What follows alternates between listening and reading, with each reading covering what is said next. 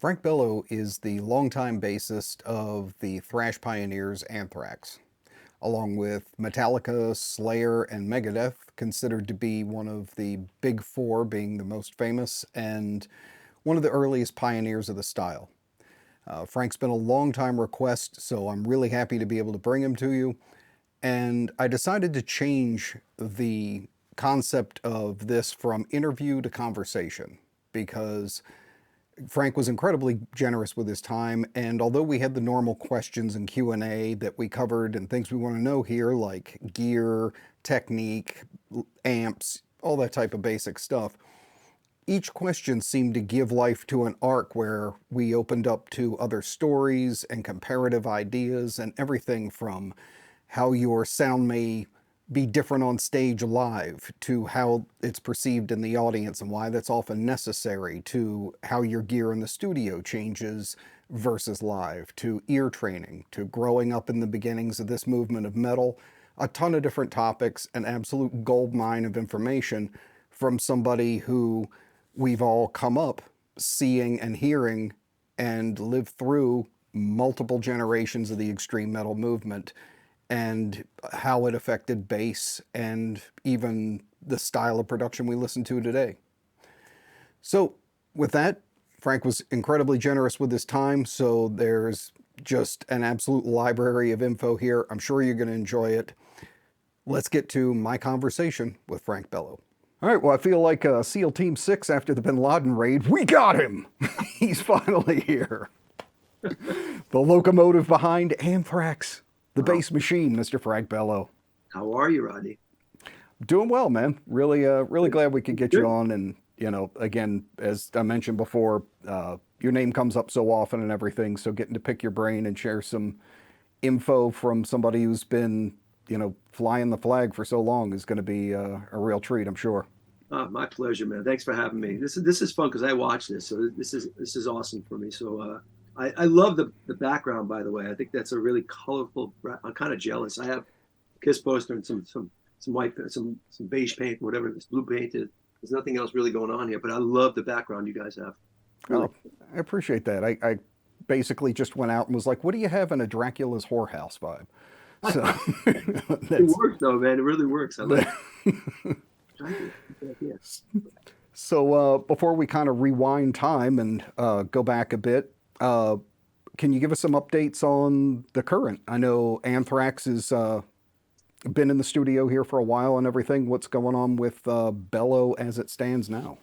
Well, with the whole Anthrax thing, a lot of us have different side projects we're all doing, as you probably know, Mm-hmm. and that's great. COVID happened, like everybody else. Everybody got into their own lives. Mm-hmm. We officially finished drums, bass, and guitar, which is great. I know my bass tracks are done, so I'm kind of psyched. Right now, it's up to I think Joey's singing his sixth or seventh song. Pretty sure on that. John Donay, I think he's starting his guitars, or maybe he started them already. But as far as I know, from what they're doing, they're booking it this month or early next month to get back in there and keep it going. Hopefully, at the end of the year, we'll have an Anthrax record. And again, like I say, there wasn't a rush. Obviously, I mean, I know it's been 8 years since our last record, but we want to make sure it's right, and it is. We are very confident. I'm not worried about how right it is. It's right on exactly where I think, and the rest of the band think we need to be, because it. I love that it's more complicated. It's for me to play. I love the challenge of that. Mm-hmm. I think we stepped it up a little bit. The heaviness. Again, everybody's going to prop their record. I've been doing this for so long. This is how I feel. I just feel like, because I don't want to get complacent. I want the challenge, because I'm a fan. I'm a fan, and it has to stimulate me. It has to get me going on stage, and it has to get me. Wow, we've never done shit like that before. On this record, there's stuff that we've never done before. I'm just saying right out. There's stuff that in a heavy way, which I'm very proud of. Wow. I like that we went that way with it, and just what the fuck was that? Like some of the things that Charlie Benanti does on drums, Scott and I would just, what the fuck was that? And that's great, because you want to raise your game after that. I think that it makes you everybody step up a little bit. For one of us, I'm doing some bass stuff that I had some fun with on this, um, Mhm. that I would never have done. But I think there's a lot of cool stuff that's going on vocally, melody wise. I think it's just, I'm really happy where the next Anthrax record's going. So That's great. yeah, Really looking forward to that then. Hear dude, all the thanks. new things. Uh, is there going to be, do you guys have any plans for some touring or live stuff beforehand? Or are you going to kind of launch with the new album release? It's funny because right now on the books is booked. South America's booked for April. I Okay. don't know, and I don't. I'm not sure where the record company is. There could be a single before that or after it. I don't know what they have planned because we Hmm. haven't really talked about a concrete plan for that. But and then there's another tour that's going to be announced later in the year. That's pretty big at the end of the year. So that's pretty. People will be excited that the next one. I'm hoping. I'm hoping for that. There'll be at least one song out for that. And I'm Cool. thinking the way it works, it should definitely be out for at least one song for that. Look, I want the record to come out this year sometime. I, Hmm. um, who knows if there's another pandemic? I have no idea. You know what I mean? Yeah. I want it out this year. It can be done this year, but Hmm. we're trying. We're trying as hard as we can. Yeah, and there, so many moving parts and everything. I know it's difficult, and especially setting dates and stuff. But that's great to hear. Yeah, it's Uh, exciting, and especially when you haven't done it. We've been away. Well, it's the last time we toured was I think, January, February with Black Label, and that was a hmm. great tour. It was mostly sold out, packed shows, all the good stuff. Um, and now coming back into it, it should be interesting. It should be like I was saying. We did the why not thing, the Bubba Bash. Hmm.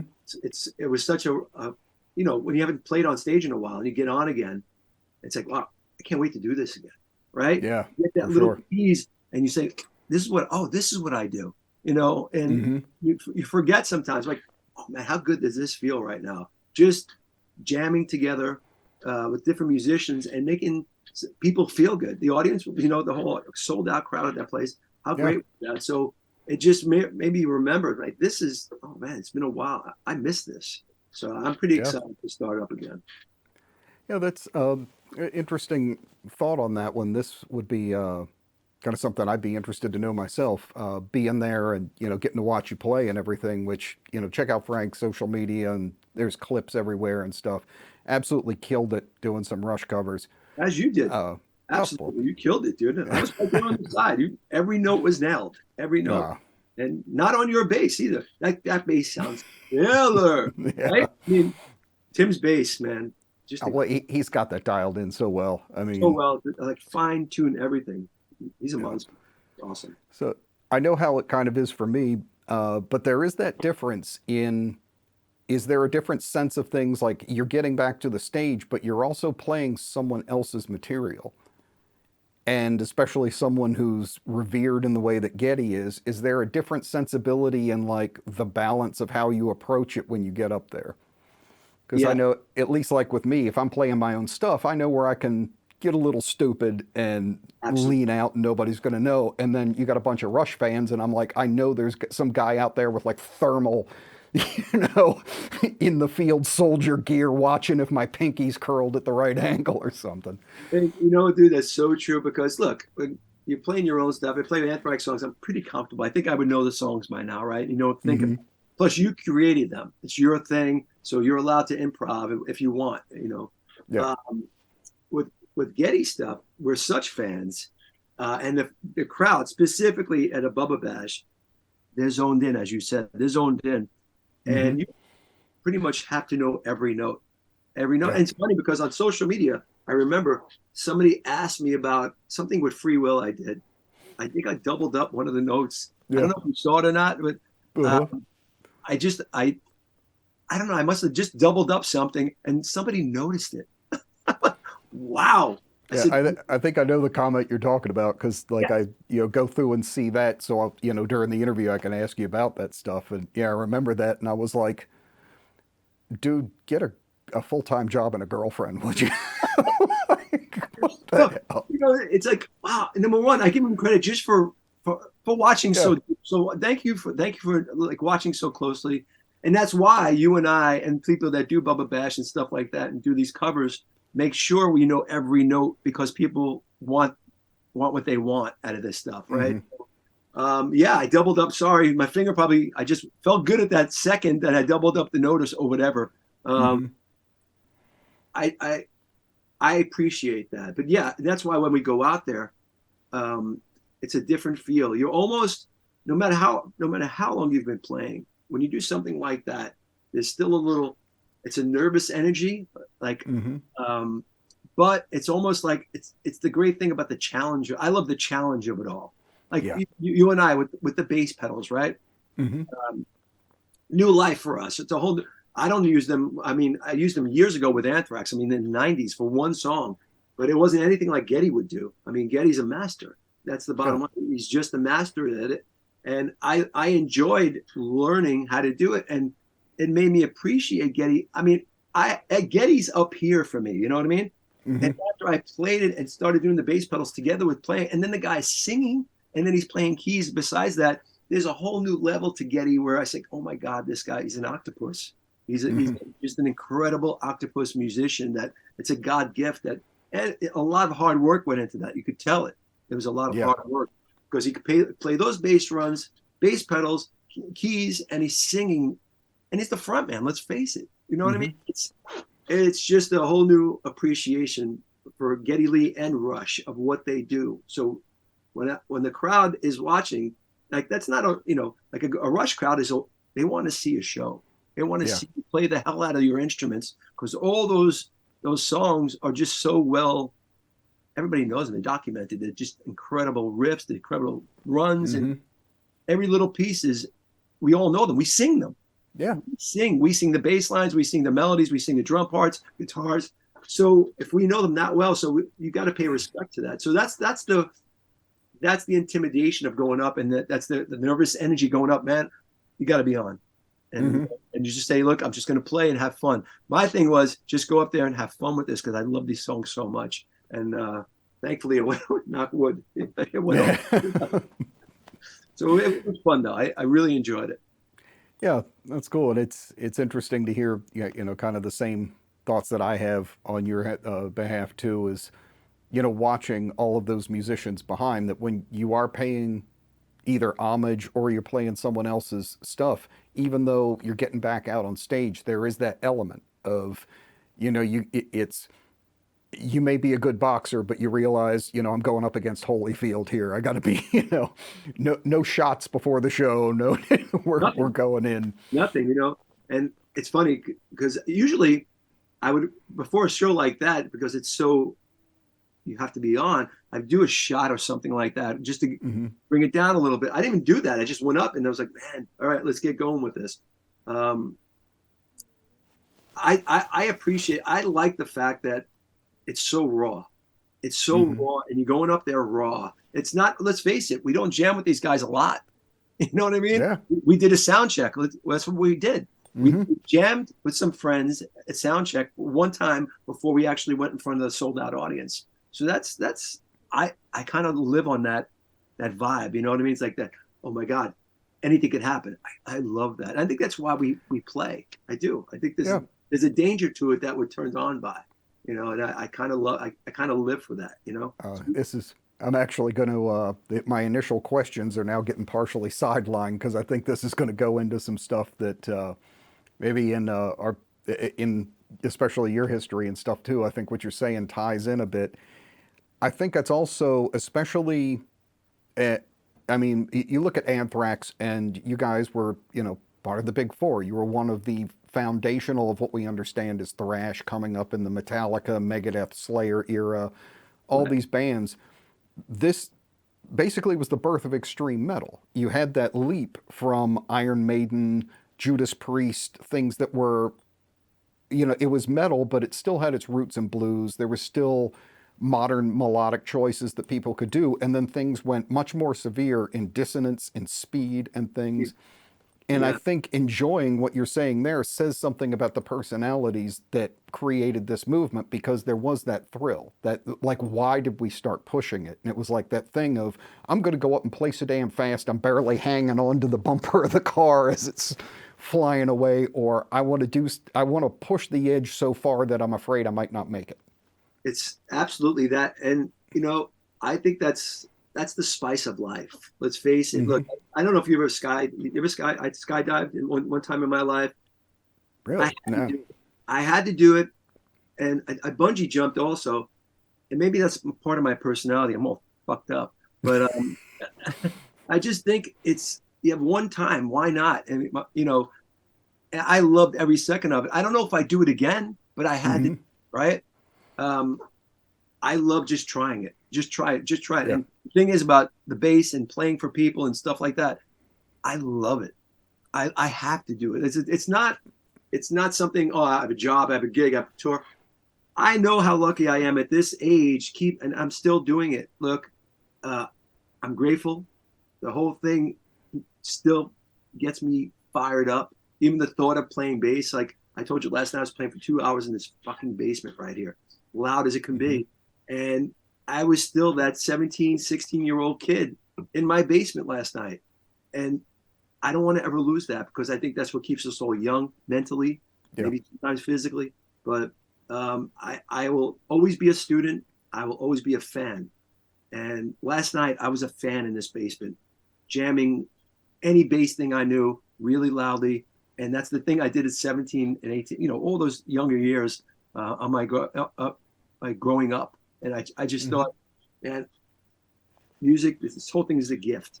Music is a gift. And I'm lucky enough to do it. So I think it's important that everybody has music in their life, especially for players. You never lose that. You never Yeah. lose from when you're younger.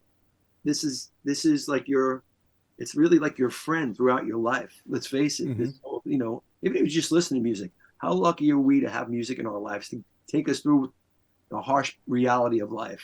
I mean, it buffers it almost. It's extreme, whatever, Sure. extreme metal, whatever it is that makes you feel good, that gets that angst out. That's what happened with me when I was young. When Mm-hmm. my dad took off, music, my dad took off and he abandoned us. And I was very fucked up. And the only thing that made me feel good was music. It was always there for me. It was my constant companion, always. And Mm-hmm. then when I got into playing, man, that was, oh my, I can do this. I can actually make something that makes me feel good. It was self-soothing. You know what I mean? And Yeah. it Sure. still does that. That's what I was doing last night. I figured that out. 2 o'clock in the morning, I was probably in a shit mood. I picked up my bass and it goes out the door and it just brings me away. It really still works like that. That's amazing. And, I can absolutely vouch that you're still that person. I mean, one of the things at the show uh, that I noticed about, during sound check and things like you were saying, and there's even pictures of it, is I'm watching Tim play and you're sitting right by his amp, like kind of air guitaring along that somebody else is playing, but you're so into it and just having a good time being there. You're listening to what he's doing. You want to hear every detail. You're watching him, and I was impressed. I was like, this is someone who gets it. Like he's here for the entire experience, Totally. not like I'm going to get here and I get to jam. It's like I want all of it. I want to be in it with the other players, and there's no this is my time and that's your time kind of thing. And For me, it's like enjoying the moment, of course, but why not? It's something you're going to do. Like that night, what you were doing on the bass inspired me.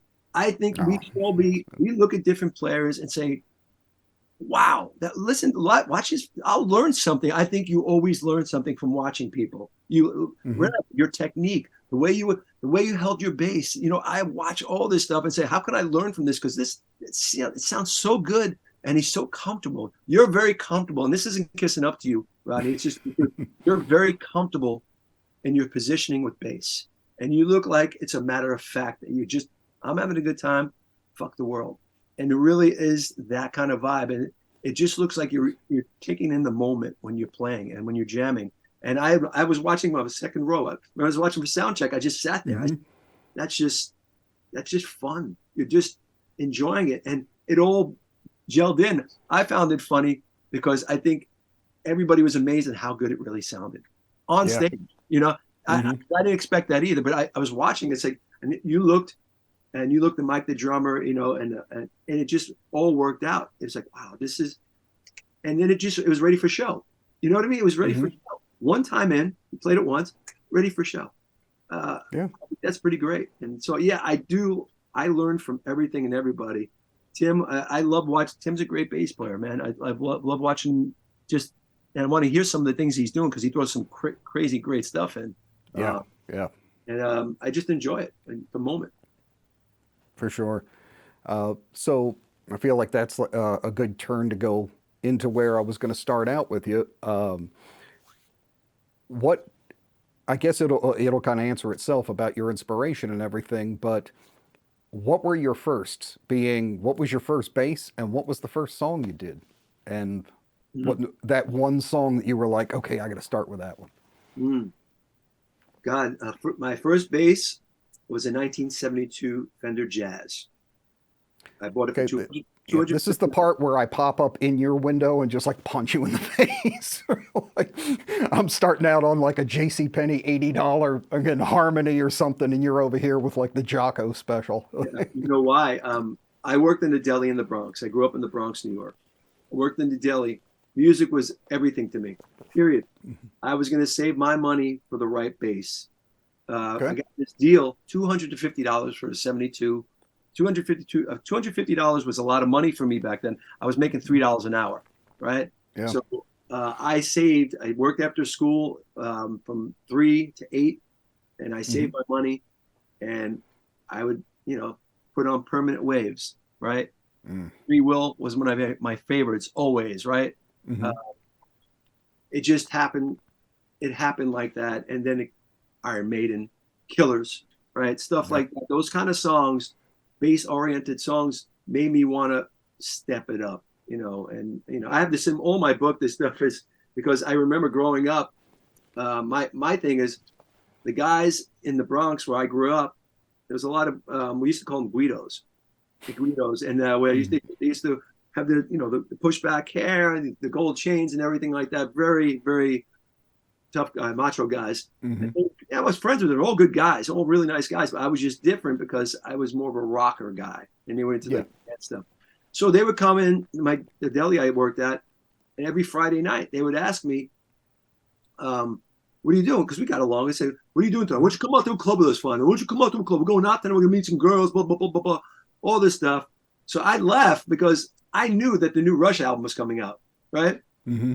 There wasn't even a thought I was going to go out with these guys ever because there's a new Rush album coming out. I have to sit down in my room and start learning it tonight. Oh. That was it for me. So on vinyl and back and forth with the needle, right? Back and forth until you learn it, repetition and Mm-hmm. developing my ear. So that is more important to me than anything. So they would just go to the clubs and get their girls pregnant and all that stuff, and get in fights, and they come back on Monday, they're broke and fucking, oh man, I don't know. I hope I don't get her pregnant. I'm like, what are you talking about? And I'm just thinking I'm doing 2 songs this weekend. Now it's we were on completely different pages. And Yeah. that's the kind I always look at. That's the kind of life I could have if I chose that, but it just didn't make sense to me. It Mm-hmm. didn't make sense. And I get it. Everybody's got their thing. But for me, this bass was a draw for me because I felt like I had a kinship with it, and it really made sense. It was my friend. It's like, man, I can't wait to get home, just sit on the edge of my bed and just start playing this thing. And it happened it was every day. I mean, homework and then just get it over with. Mm-hmm. So then it was time to play. So it was great.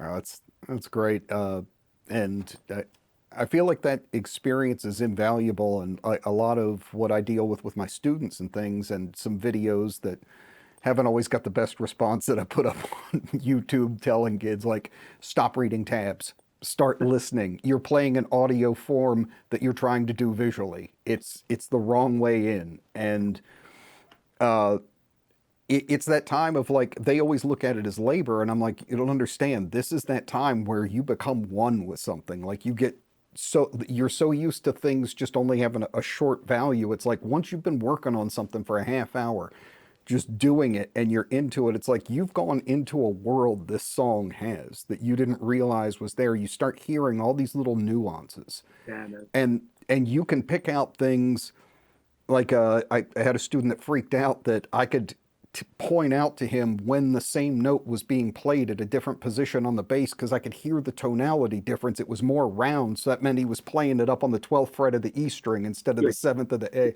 that type of stuff. And he's going like, what is like I'm some kind of idiot savant or something. And I'm like, no, I just listen really intently to the things, and that tells me where his hand position is and how he's likely playing it and that kind of thing.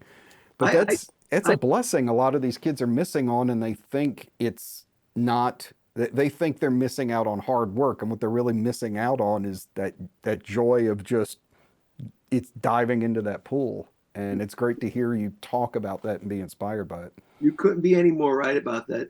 Look, I understand the whole tab thing. I was never a tab guy. Uh, Mm-hmm.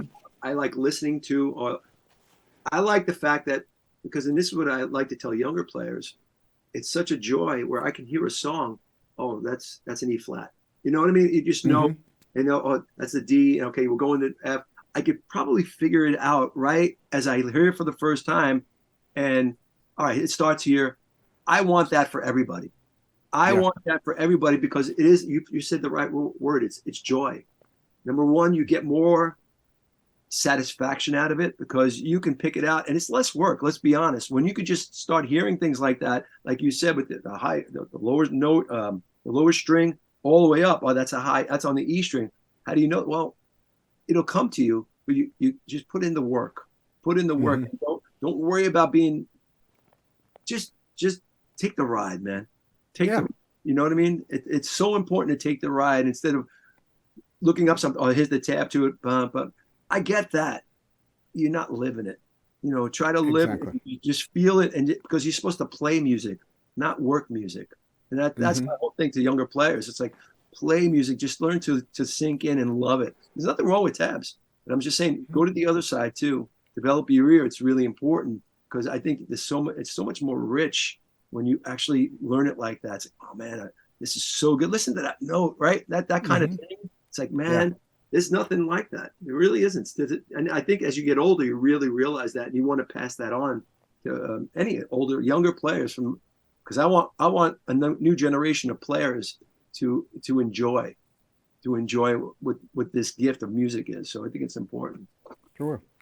So on kind of swinging off of that a little bit, did you ever either do like a personal teacher or go to school, any kind of formal training outside of your own listening? Here's the deal: in the Bronx, New York, there was this little music store on the main avenue. Uh, I won't name it because I don't want to get sued. I don't know if it's still there. Um, I went because I wanted to play. This is before I knew anything. I wasn't developing my ear. I said, I have to go to music. I want to learn how to play guitar. This was guitar, not bass. Okay. So I have you know, I learned on my own, and I was starting to feel things out. I knew Beatles songs, stuff like that on guitar. So I Mm-hmm. would go there, and the problem I have with this, I know the guy's got to pay rent, but not on my dime, right? And Mm-hmm. I was smart enough at that young age, with 13, whatever it was, I had a paper out. I was working at the deli. I had a weekend gig at a restaurant. I was a waiter, so I knew a lot of people. I was pretty, street smart. I was pretty street smart Mm-hmm. at that point because the people I knew. So I go in there, and this guy, no offense, dude, I know he's got to make a living, but he starts up. Okay, this is what we're gonna do. So what do you know, Frank? So I play some songs, whatever. I didn't know a lot, but I knew some Beatles songs and some power chords, all that stuff. Okay, here's what we're gonna do. We're gonna start with this, and he proceeds to do this. A, Mm-hmm. B, B, B. Before you know it, now this was 30 or $35 a class, right? Before you know Wow. it, the class is over, and I think I got the D, right? And it just wasn't good enough. And he was A, B, C, D. I'm like, oh God. So I asked him after a few of these, I said, look, there's a lot of money it's costing me. I'm making $3 an hour. What are we doing here? I know some songs. Can't we just learn other songs? Yeah, but you have to know the foundation. I'm like, oh, no, no, no. You don't understand. I know I can hear that already. So can we move on? It was that. So he was trying to make some money. I get it. But Mm-hmm. so that's why I quit. And maybe I should have went to another teacher. But that's what it really made me understand. I really have to develop my ear and learn this on my own. And that's when I really dove in with Yeah. guitar. And then to switch the guitar to bass, I was playing Charlie Benanti with Charlie Benanti one day, and we were jamming. I don't know what song it was, and he says, you're playing the bass parts on guitar. I didn't realize it. I'm playing. I just Oh, hear bass. I just that's hear funny. bass first, and I was playing the bass parts on guitar. He goes, "Why don't you just switch to bass?" And that was it. At that young age, switch over, and then when I do it, I pulled up a bass. It was clicked in, and it was natural. I knew I was home. Hmm. That's amazing. Yeah, it just made all the sense. It's weird. It's you don't even realize yourself sometimes. You know, No, you've tuned into something, and yeah, yeah. it's just I hear there. that. It's weird, and I still do that with bass. I hear. So what is that guy? Oh, that guy. That's a really good part. And I just do stuff like that, along with the melodies of the vocals and stuff. And I hear that first too.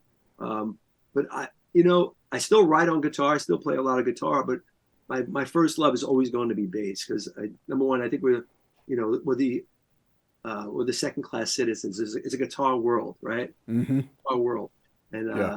but I like the fact that they need us. You know what I mean? They really need us, and I think that's important. And I love when a great guitar part with a great bass part really make some art together. I think that's just a beautiful thing. So Yeah, for sure.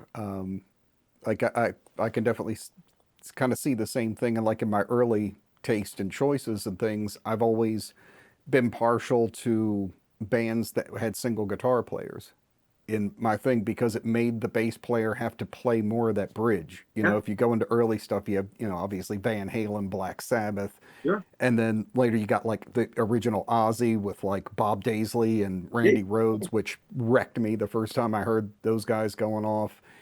But then even, there are some two guitar bands that do that same thing, but it's more interactive. Iron Maiden, obviously, they play up a little more, and Harris has a lot more room to move.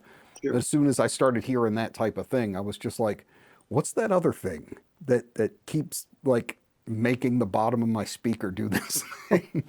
Like I said, the moment that wrecked me was finally picking because I had guitar first too, and I just didn't bond with it right away. And I heard Unchained from Van Halen, Mm. and one of the greatest hard rock riffs of all time from one of the greatest players of all time, and he's riffing that thing away, detuned. I'm going like, yes. Michael Anthony came out and hit that one note, and the earth opened up, and I went, what the hell is that thing? I got to do that. So good, and it's so big and so fat and so filling. It Hmm. fills up the room, and I love that. Michael Anthony's another underrated bass player. Not only, Totally. I love what he did around Eddie. He just, Hmm. listen to Romeo's Delight. You know what I mean? Stuff like Yes. that. I just covered that for Scott's party, and we all did a jam there. And I got to listen to it again, and learn the bass parts, and I'm like, this guy's so underrated. Along with having that beautiful voice he's got, you know, I'm pro bass player. I'm pro go for it, man. I'm a fan. I'll always be a fan. Hmm. Just great bass work. It's so much fun, man. You always learn. And it's just inspiring. That kind of stuff. And that Yeah. beautiful voice he has coming out. He's got that thing going. So good. Yeah. I mean, fair warning. Some of Yeah. the lines he's got on that album are dirty movies. It Oh, has love it. just the bass Boom, boom, harmonics at the beginning, and it, yeah. boom, boom, boom, boom, boom, boom. So good. And then Eddie Yeah. comes in. So good. Hmm. All Yeah. that stuff. But then again, we go back to Rush again. And Yep. then think about Getty. You think about Getty, he's got Hmm. Alex and Neil, right? Yeah. Those lines, while and he's got to think as he's doing the bass lines in the studio, I have to sing over this stuff, right? Think about that. The Hmm. melody, the melody cut. I mean, it's like he's separating the bass parts from the melody and he knows there's got to be a bass. If he needs more on the bottom, he's going to do the bass pedal. And where are the keys coming in? Oh my God! Think about, he's a band within himself. Yeah. He's a band within himself. It's incredible. Absolutely. So I For still, sure. to this day, Geddy Lee, even his solo stuff is just awesome. Uh, Hmm. I met Geddy as a fan when I was young.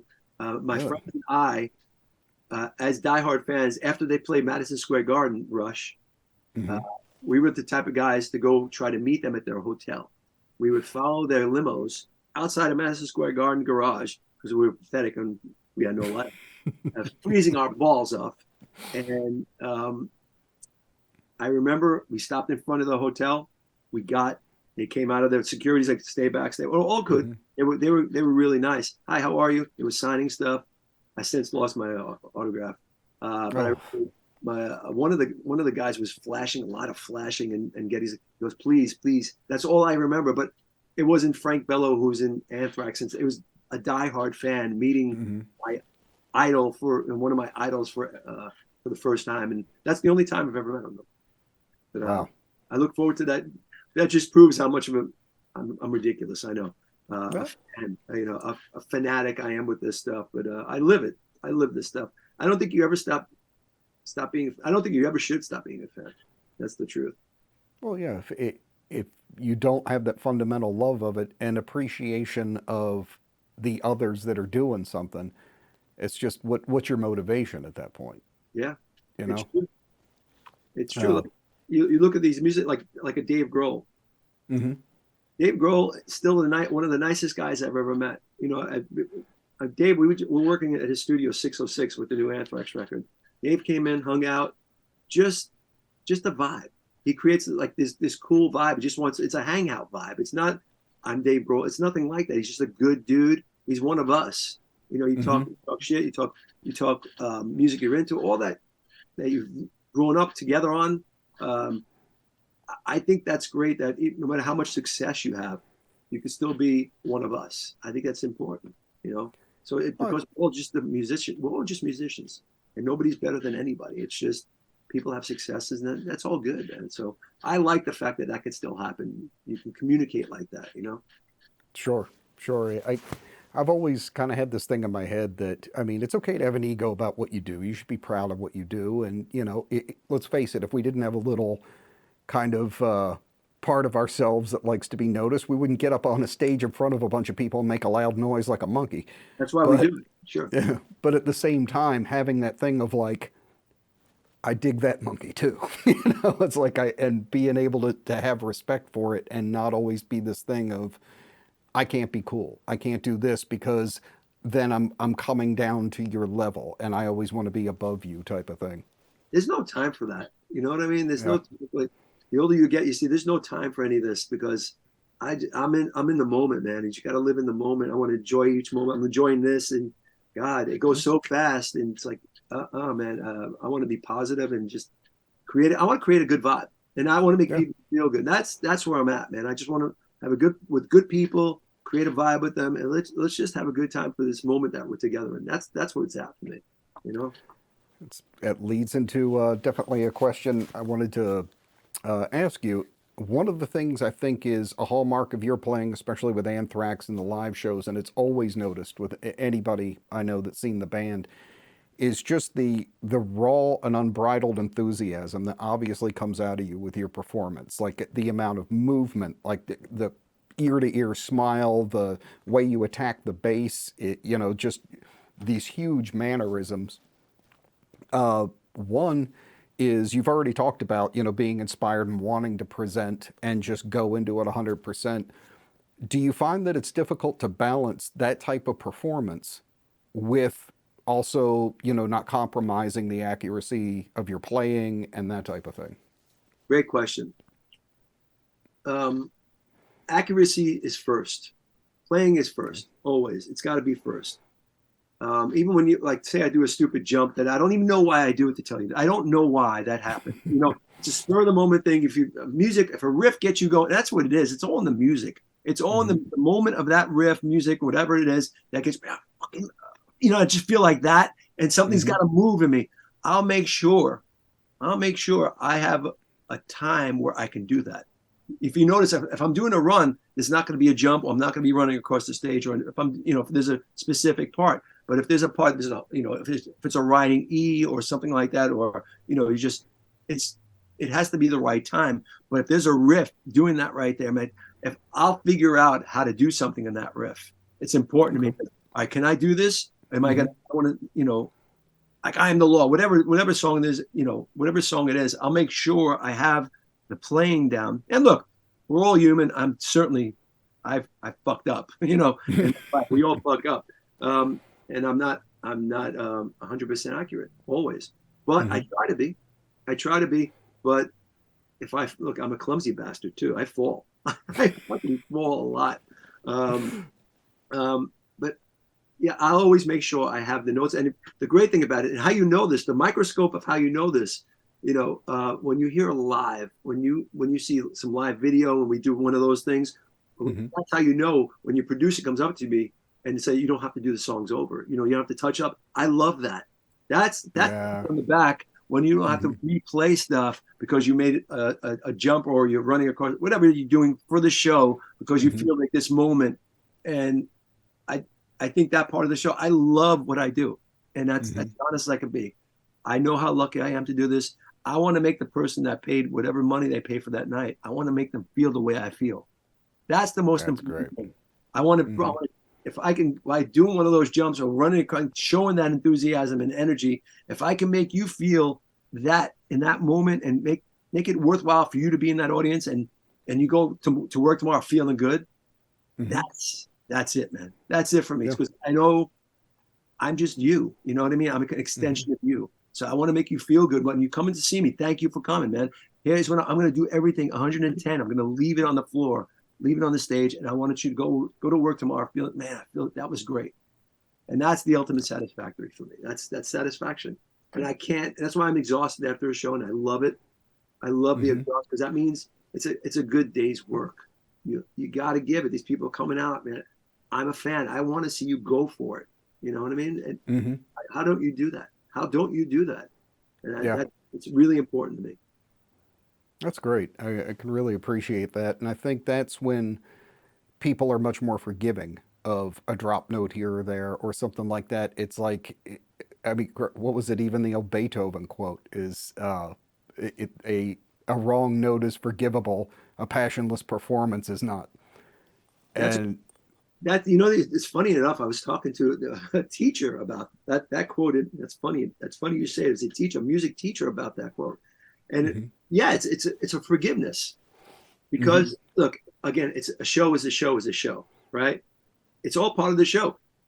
yeah, Look, I've seen some of my favorites fuck up on stage, and I kind of loved it because I was there for that night that he missed that note on. It was mm-hmm, special for me because it was my show that he messed up on, and I love that. And wow, remember he messed up, and I know how great that person is. It's everybody, and it shows me that he's human, and it made me feel mm-hmm. good. So he's human. He's not this superhero thing, and he's a human guy. And I give it to him. And I was happy about that note was missed on my watch at my show. So I think it's a little special thing. It's all within reason. Look, again, if I bum a note because I'm giving a part of the show, you know, I'm sorry, but that's part of the show. I try not to do too much, but again, going back to it, music always is always first, and then you work around that for energy. That's what happens. Sure, totally makes sense. Absolutely. Uh, Now, kind of because my brain kind of works like an eight-track tape and just goes back and Oh forth yeah, in between I'm four following you. Good. subjects. Uh, uh, What so, what my algae eye. So if you yeah. guys look at Vice Frank, is he crying over this interview? I have allergies. My doctor says there's allergies in the winter. Here are the drops. So I put these drops in, and my eyes like it's a tear jerking interview. It is. So much from my past is coming up. He's bringing shit. Run. He's killing. God, when he talked about my dog. I It was can't believe he said like, that. How can he be so cruel? Sorry, go ahead. uh, um, so, kind of revisiting and early inspiration and everything. Now, you had the jazz, and you were, obviously going back and learning stuff off vinyl. What was the move from the jazz to your next bass? And, what started you on kind of more of a journey, and your next gear choices, what were they inspired by? Was it, purely like, okay, this is what I can afford and it kind of does what I do, and a self-discovery thing, or I'm kind of into this guy now, so I want to play a bass that's a bit more like his, or how did that start to develop? Another great story, and it's funny you bring back some memories to me that almost tear jerking a little bit to me because it has to do with my mom. Um, After this Fender, I knew. Look, I was working on bass lines and stuff, and I got to be pretty okay, good. I Mm-hmm. was playing with myself in my room. Um, so there came the time, 17 years old, still playing that Fender.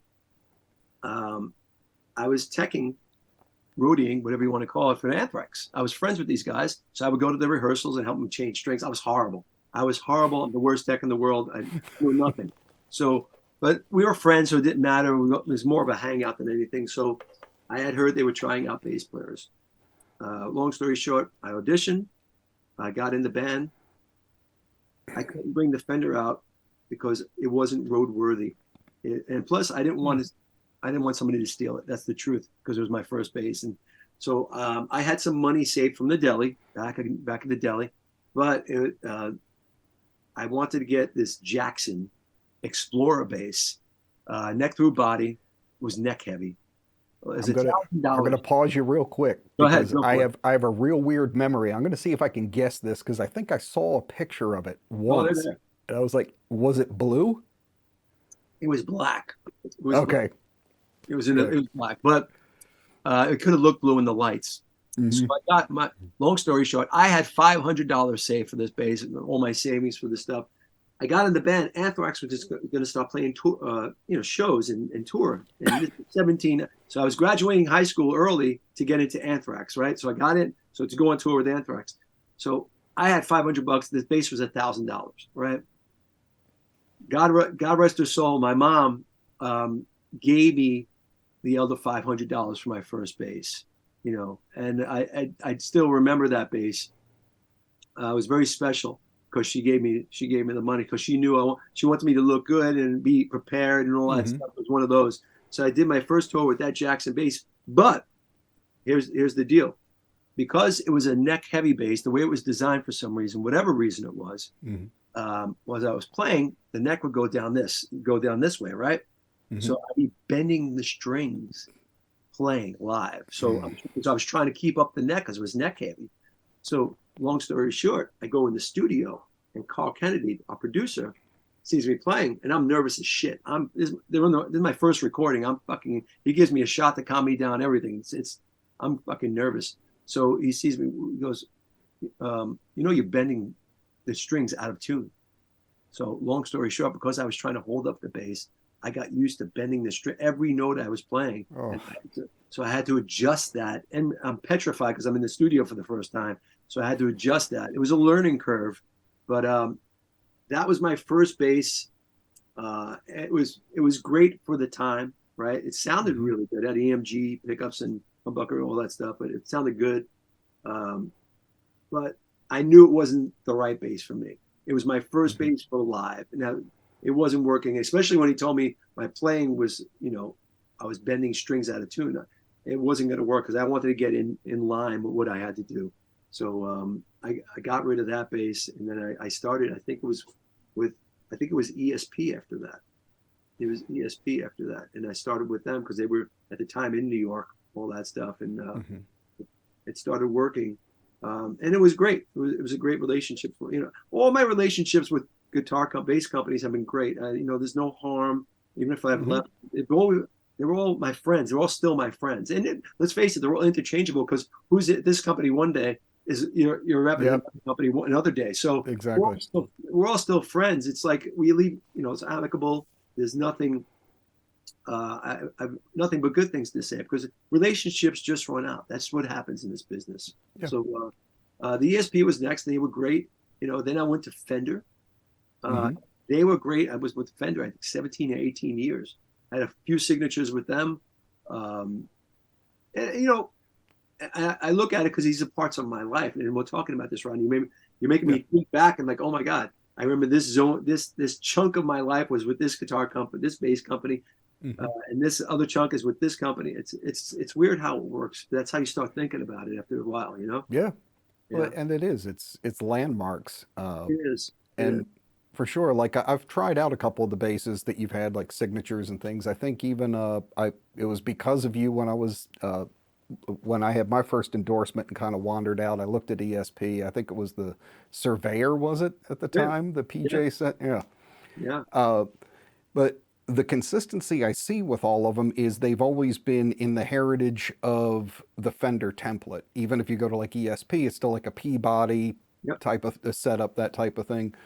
Do you feel like that's just like you found your home and it fit right away, or it was kind of a thing of where the players who were inspiring you at the time, you were taking a little bit of a cue from them and exploring those different options from that legacy.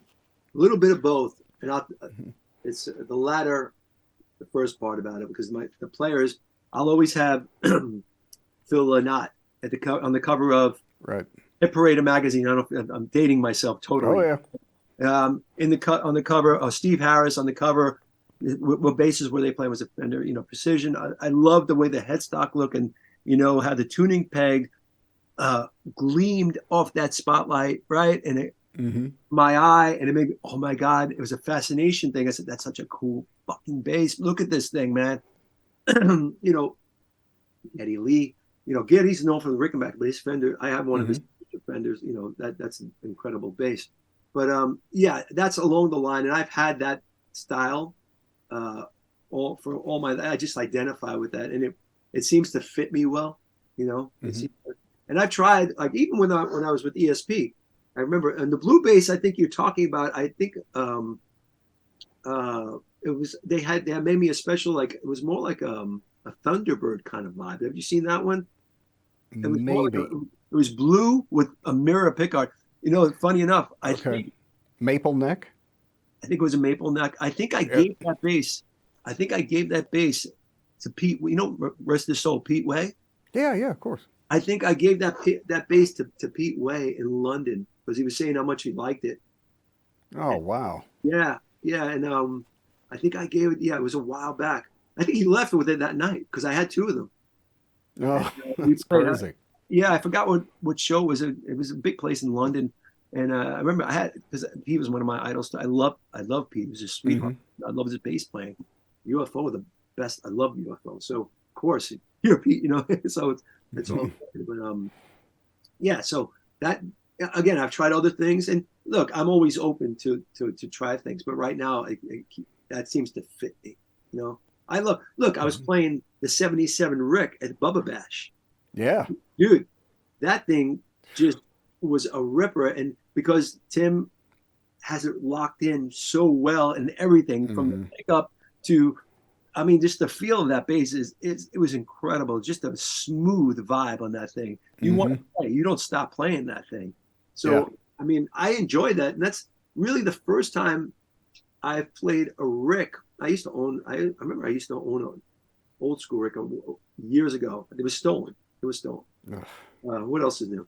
But so I tried that Rick. And I remember this is the first time I'm actually jamming a song with a Rickenbacker at Bubba Batch. That's the first time I've ever jammed a song with a Rickenbacker. And that kind of sound, that incredible Tim sound, that it sounds just like Geddy. It's so good, man. Yeah, that is a great bass. He let me play it once at one of their shows before, and it's one of those things where I go like, I don't want to play this because I'm broke and don't want to now have to buy this. It's like, don't introduce me to the girl I can't afford to date, man. Yeah, and Tim, and what's great about Tim, he'll tell me right after, because I tried it at his house, and he told me, I know a guy. He knows a guy that can get me and do it up the same way, and that I go down that rabbit hole. It's over. But Yeah. after I've been doing thing, man, I'm contemplating. That's a really, really nice bass, man. Yeah, you may have competition. I've been on a big bucket list bass type of thing and buying back stuff that I had early on and things. And I know if I mention it to him, exactly the same thing. If I'm like, Tim, I need help, all of a sudden it's on. And he'll hit do it. Yeah, he'll go for it. That's what's great about Tim. I mean, he's one of the more loving guys in the world. So totally. That might happen though. I mean, after playing it that night, it was so comfortable, and the sound that was coming out of that thing, it's just, that's why we do it, man. It's just another. Yeah, I got the Rick over there. Why not have it in your arsenal? Why not do that? Just to have it in your collection. Sure. So, speaking more on that Fender body legacy and everything, didn't you, I think at one of your later signatures, you went back from the Precision to a jazz style body that was more that way?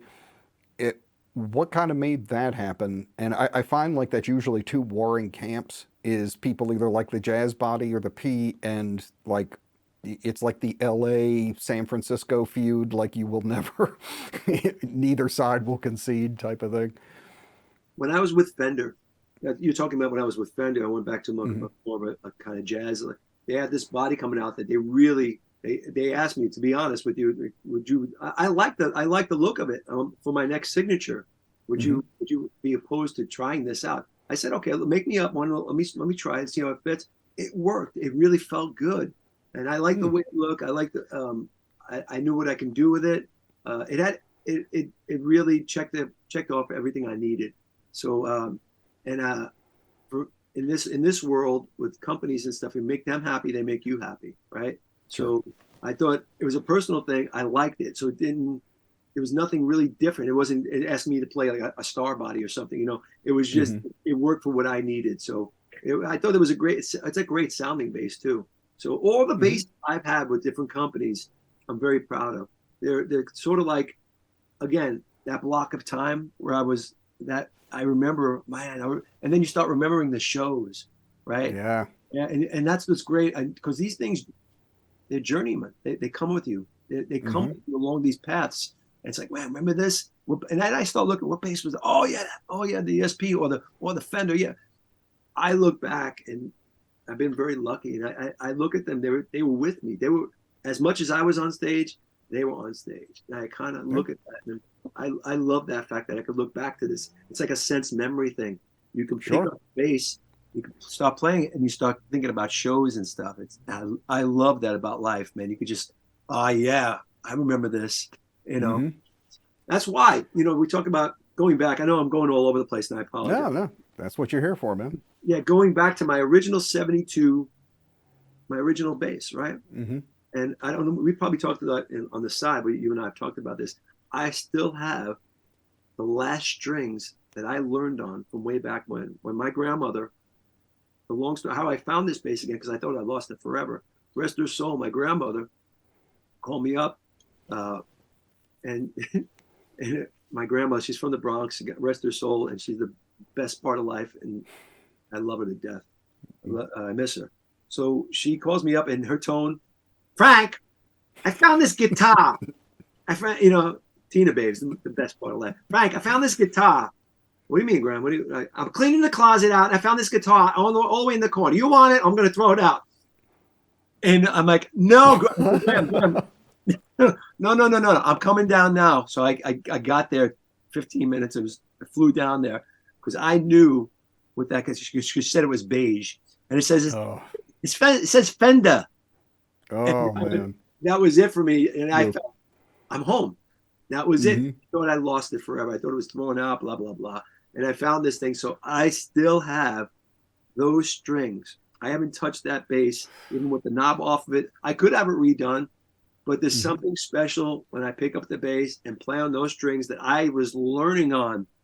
I was learning on those strings Yeah. with that time, those pickups, everything.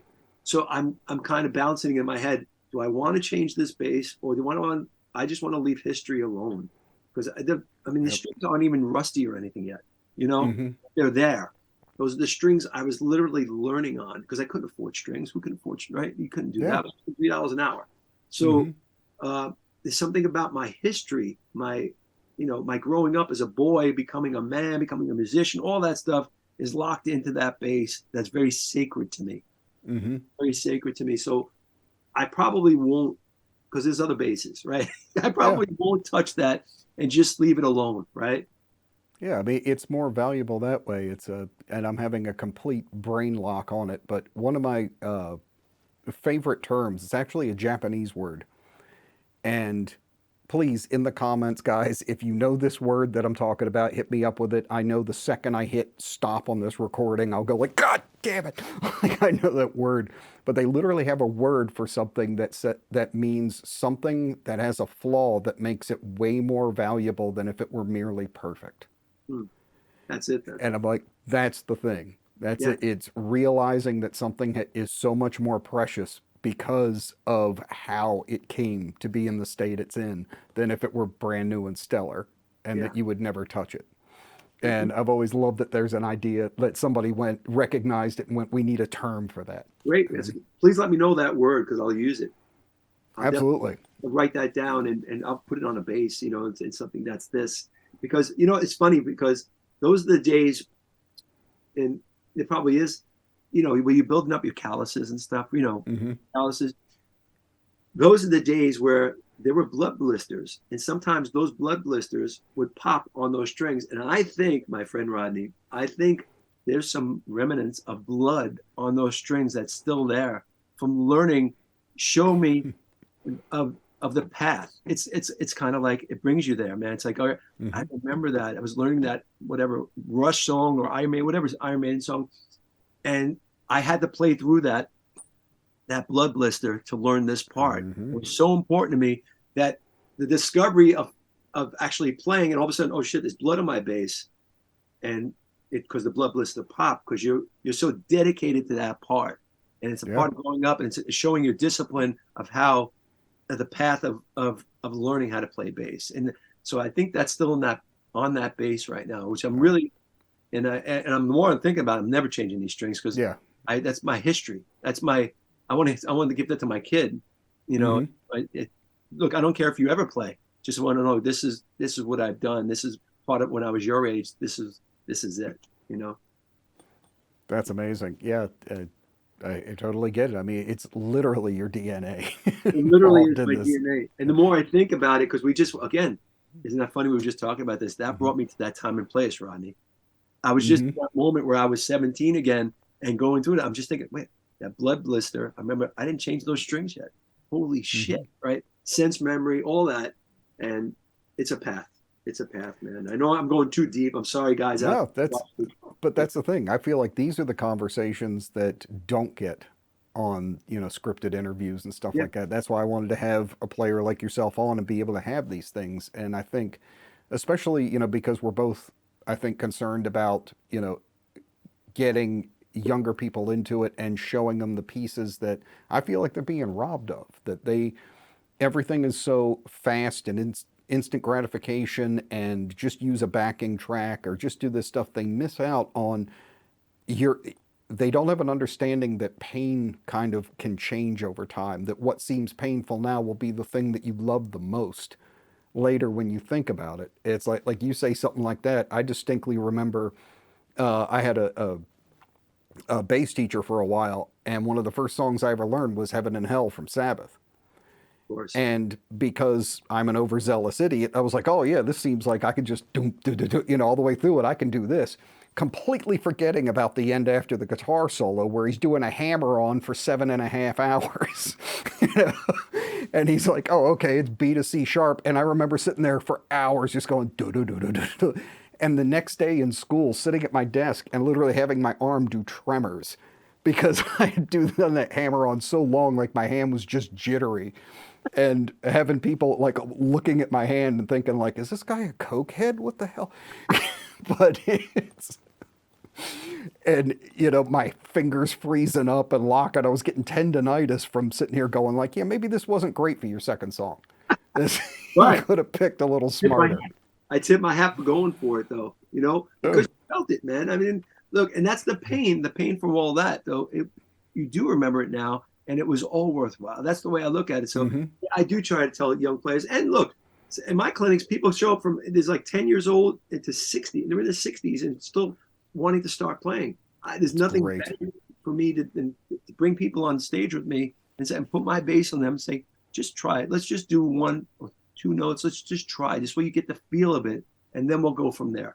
And because I think and that once you do that, man, once you let them pluck that first note from the rig and your bass and all that stuff, Mm-hmm.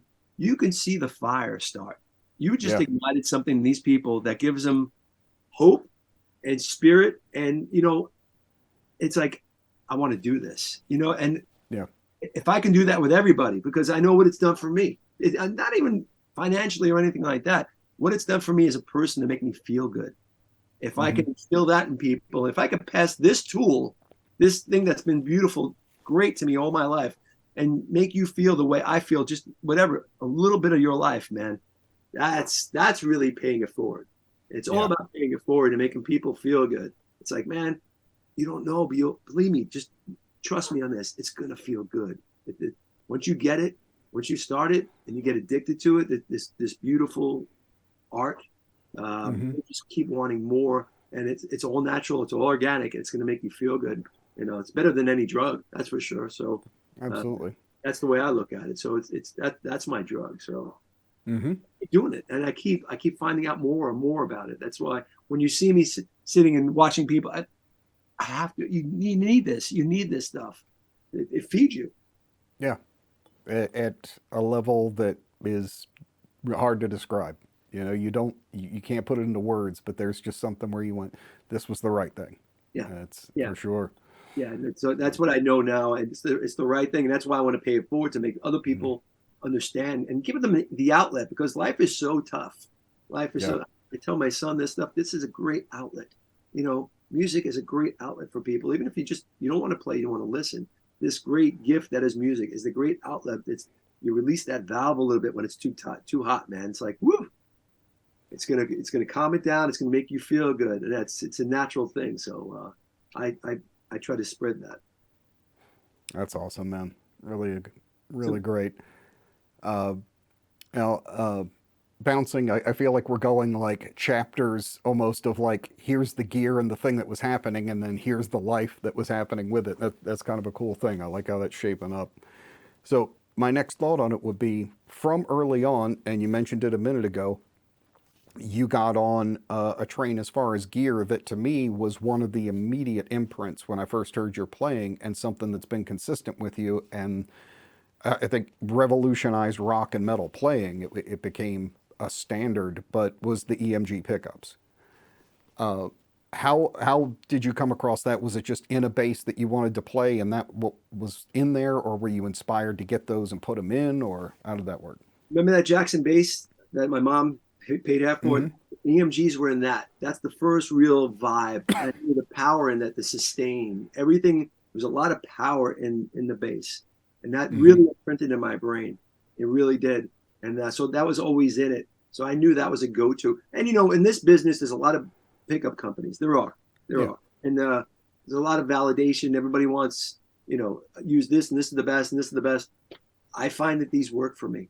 These really, I mean, I have a signature pickup with them. So my Mm-hmm. PJ subs, we went through a bunch of pickups, and they really did me up. These are punchy motherfuckers. Yeah. Uh, I they're definitely want to get on that. I have some questions about when I noticed the difference in your sound, for sure. yeah, they were definitely. I call them a punch in your face. Mm-hmm. Because it I don't apologize for that. I'm an aggressive kind of vibe. The music we play is aggressive. Anthrax is an aggressive boy. I got to compete with Scott Ian's guitar and Charlie Mm-hmm. Benetti's kick drum. So it's got to drive. It's got to have a specific sound and penetrate, and really frequency wise, it's got to be there. I find these cut through, and Yeah. without losing anything. Mm-hmm. Still this wonderful, wonderful bass thing going, but there's a top and there's a middle, and I just think it's a really compact sound. Yeah. I'd agree. Uh, yeah, that was, I think, the interesting thing, and you were one of the people that actually got me to start looking at that. Early on, I was with BC Rich when they were still like an American company, and they had the DiMarzio. That's what kind of got me stuck into like using a double P setup. I still use that to this day, but for a while I did use, and sometimes still, the P and J setup, and I noticed that became like you found your home with that. And in the profile thing I did on the channel with you, I said that some players find that thing and they just lock down on it. And I'm like, you are a PJ player, even though we have fun with other stuff. It's like that is your zone. And I was aware of Anthrax, but because, obviously back in the, here comes the dinosaur, uh, pre-internet audio days, it, I wasn't getting, radio of it, spreading the disease era fistful of metal. I'm not aware of it. I'm hearing little pieces on maybe pirate radio, or I come in halfway through a song or something. So my first real thing was when we got a pirate radio station in Baltimore that the guys would come on at like 11 and just play metal for like 4 hours. So I'd go to school the next day, like, from staying up all night. But it was when Among the Living came out. And I remember hearing that intro, and sonically it sounded so different. And I was like, what in the hell is this? And the second it comes in with the drums, and I heard the bass. There was this sound, and I went, "What in the hell is that?" Like, what? It was a bass sound that I just was not ready for. And I always said it's kind of funny that around that era is when I started looking at EMG, and it was like you and Dee Dee from Overkill were like two sides of a seesaw. I love That Didi. he had kind of the punk rock P bass approach, almost of like not a lot of bottom end, this real clang. I argue he invented what they call clank now. Yeah, This just metallic kang, kang, kang kind of thing going on. Whereas you had the section of that. Like there's this metallic ring that was cutting through the guitars, and I love that so I could hear it. But there was a gurgle that went under that was really reminiscent of other players I've heard using that, like Mike Starr from Alice in Chains, Eddie Jackson from Queensryche, all these sounds that are still sought after. But you had like that gone pissed. It was, that metallic ring was on the upper end along with that grunt, and there was that gut punch. it's a good description. It's a good description. I Yeah. I, I look at that. My thing, and it's funny because we have these conversations. Um, Doug Pinnick, Tom Peterson from Mm-hmm. Tom Peterson bass sound. Yeah. We've had this conversation, the three of us together at one time or another. A couple of times we've had this. There's a piano-like sound on the top of the bass sound. Like imagine a piano like a note. Mm-hmm. Is very appealing to me. Where you have this bass underneath and you have the middle like a gurgle, and on top Mm-hmm. piano note. Imagine a piano note on top.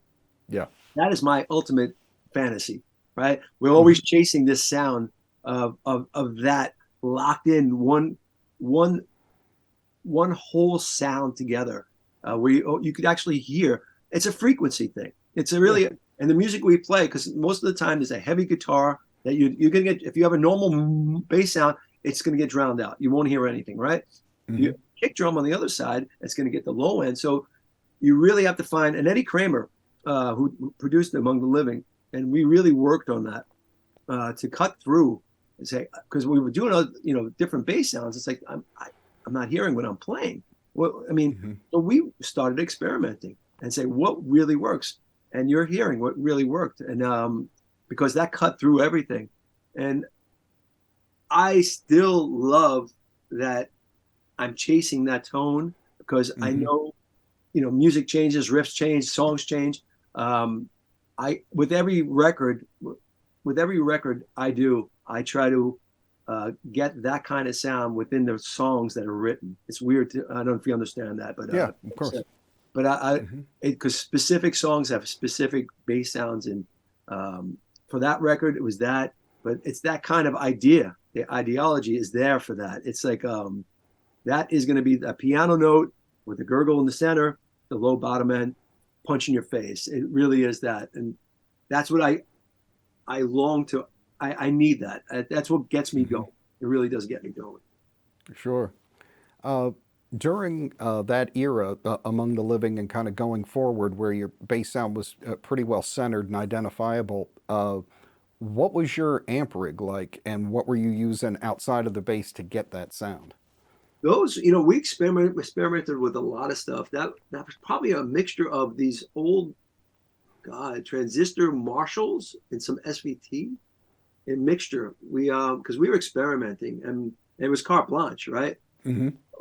I was just looking to be heard, to be Yeah. honest with you. But I knew it had to be heavy, And also, when you have a sound like that, you really have to adjust your playing, because if you're high endy like that, it's almost a percussion thing.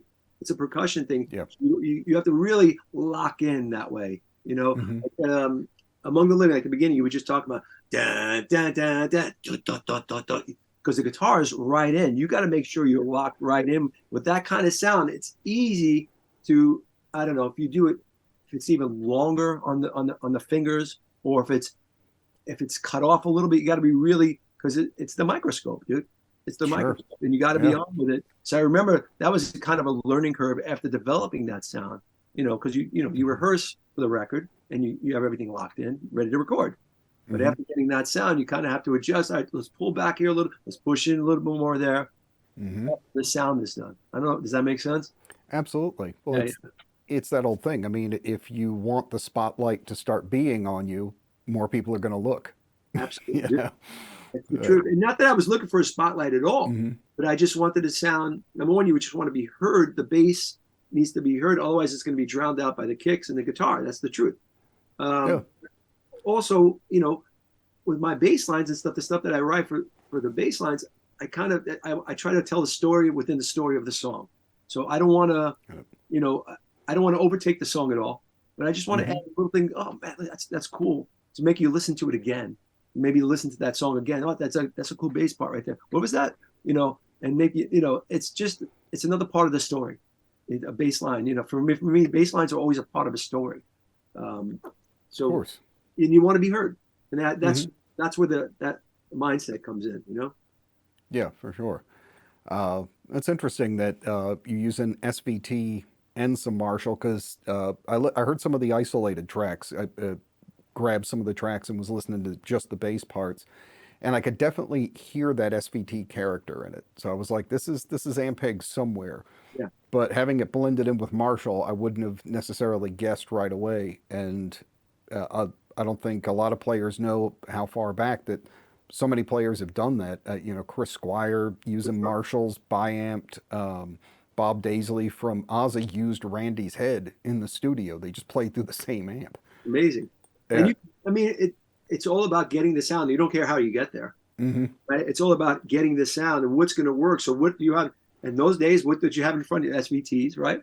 Mm-hmm. It was a Marshall transistor that I was using, and I thought that the Marshall was too high endy. So where's the blend? Where's the blend?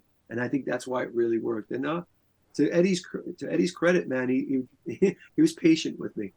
He was really patient with me because not to be a fanatic, but Mm-hmm. it's got to sound right for the song. And I knew once it was done, it was done. That's the sound. And you don't Yeah. have to. Then you start locking in. Then you start thinking about the playing. All right, what do I have to do here? So I have this sound. It's a little high endy, or I got to pull back if it's too much there. And you start doing that with the song. You start recreating what you had planned from rehearsal into like the microscope of the studio. That's what happens. Yeah. Yeah. Yeah, it's really interesting. I've had a number of questions, especially after I did the profile of your time with Anthrax and everything and the early albums. People like trying to find out like how the hell is this sound made and how was it carved out and everything. So it's going to be really cool and interesting for people to see that and how that's evolved. So you went through that period, and I always said like I felt like I said with the PJ setup, the EMGs, and that type of sound, you really found yourself with it, and you just stuck with it. One of the things that I found that was tougher for me tracking down some info on your gear and things was your live rig during that era. Among the Living in the next couple albums, because basically it's that wall of Marshall background presentation, and I'm like, where the hell's his amp? I can't. What was your live rig like during that for amps? It's funny you say that because I remember bringing those Marshalls out with me, uh, Mm-hmm. but they weren't. And there's nothing against Marshall. Mm-hmm. What I wanted was because I remember I was using Marshall cabs too, Marshall bass cabs too.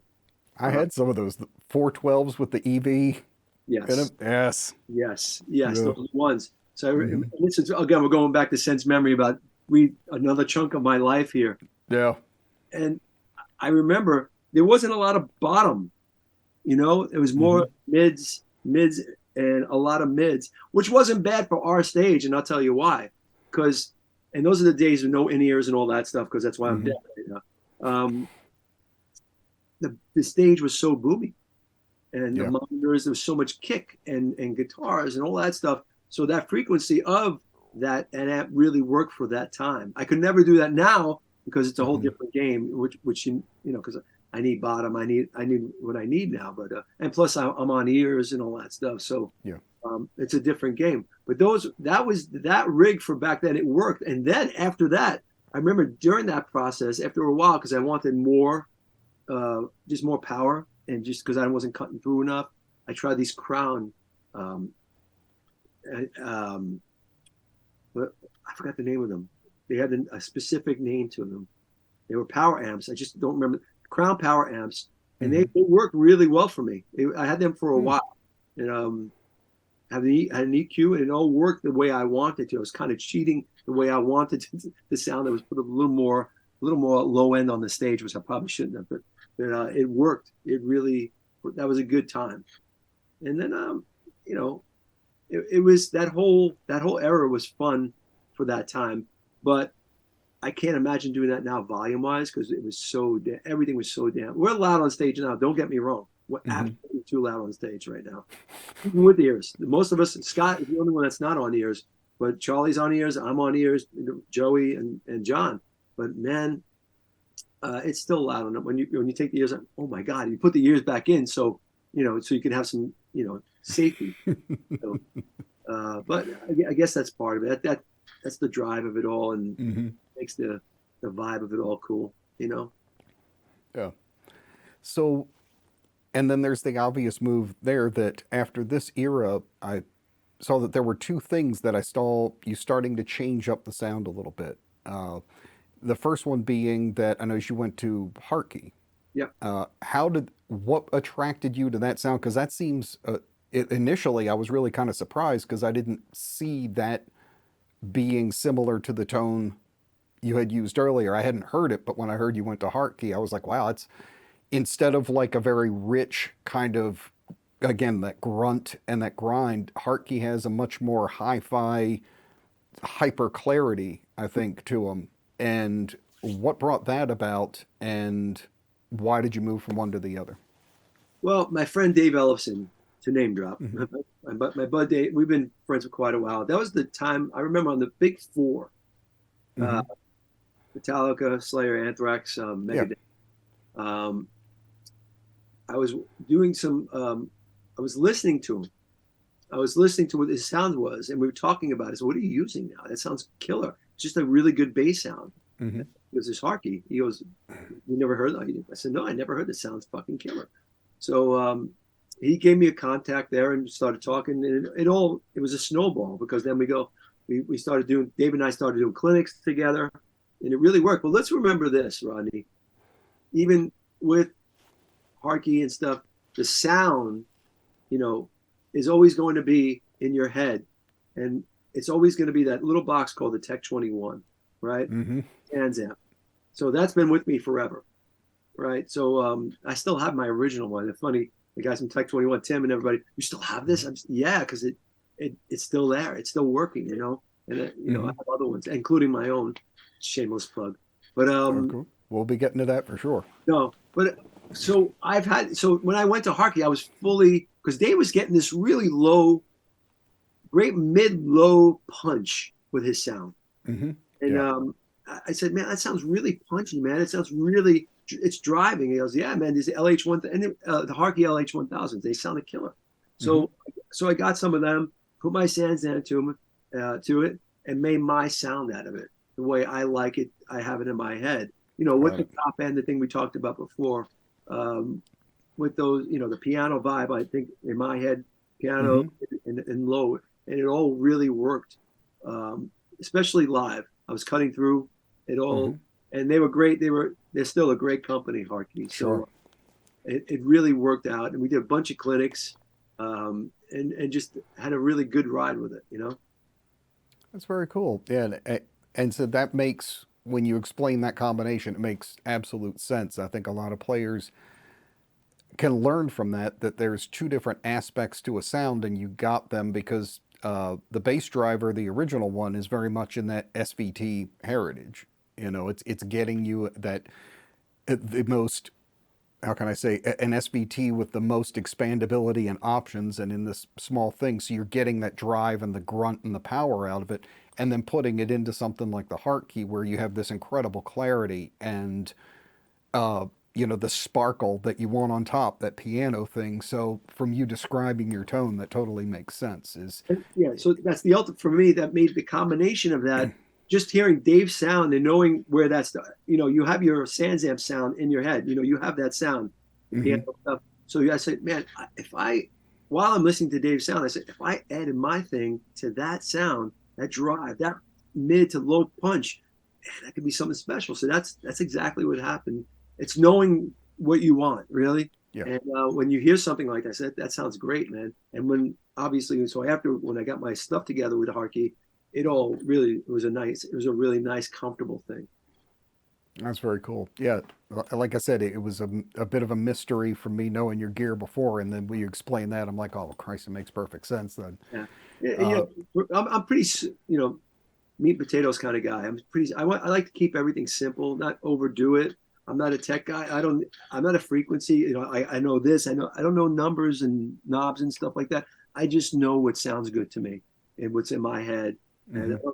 I don't try to be the guru of bass or anything. I'm just a meat and potatoes player. And I love tone. I love tone. Yeah, I love bass and I love a good sound. And it gets me fired up. It really does. right. Which then also leads to, and I think I may be wrong about this, but the first time I noticed what I heard is I call it the Bello era too, where there was a perceivable shift for me in your sound and where it sat in the mix of the band. And for me, that was around like For All Kings, where I Wow. really heard it. You have a And I good ear, was, dude. You have a really good ear. You do. I'm not thank you. kissing up to you, dude. It's the truth because there's a specific way to go about that because of the songs. Again, it's all. Hmm. Remember, we're bass players, when but this, I'm in a metal group, right? And it's got to be Hmm. right for the group also. Yeah. So you hear the songs written, and you say, what does this need from the bass? What does it really need from the bass? I know my sound, right? But what can I add to it that I think it needs? And maybe the producer would need, Jay Rustin in this case. Um, and you're going to add that little spice to it, right? Without Hmm. changing your sound. You know what I mean? I don't Yeah. know if it makes sense again, but Yeah. without, because you have that's my sound. I get it. But Hmm. you have to play to the song, right? And Yeah. that's important. So tell me, what did you hear? Because I'm interested in that. Well, what I felt like I was hearing was, and this is another move that I think you made from the original and that classic PJ EMG into your custom set, which, if I remember correctly, are you using the Alnico Ps now? Mm-hmm. And then you had the LV, I think, in the rear position. So you really switched up on that. You know more than I do about this stuff. It's awesome, right? It's I told awesome.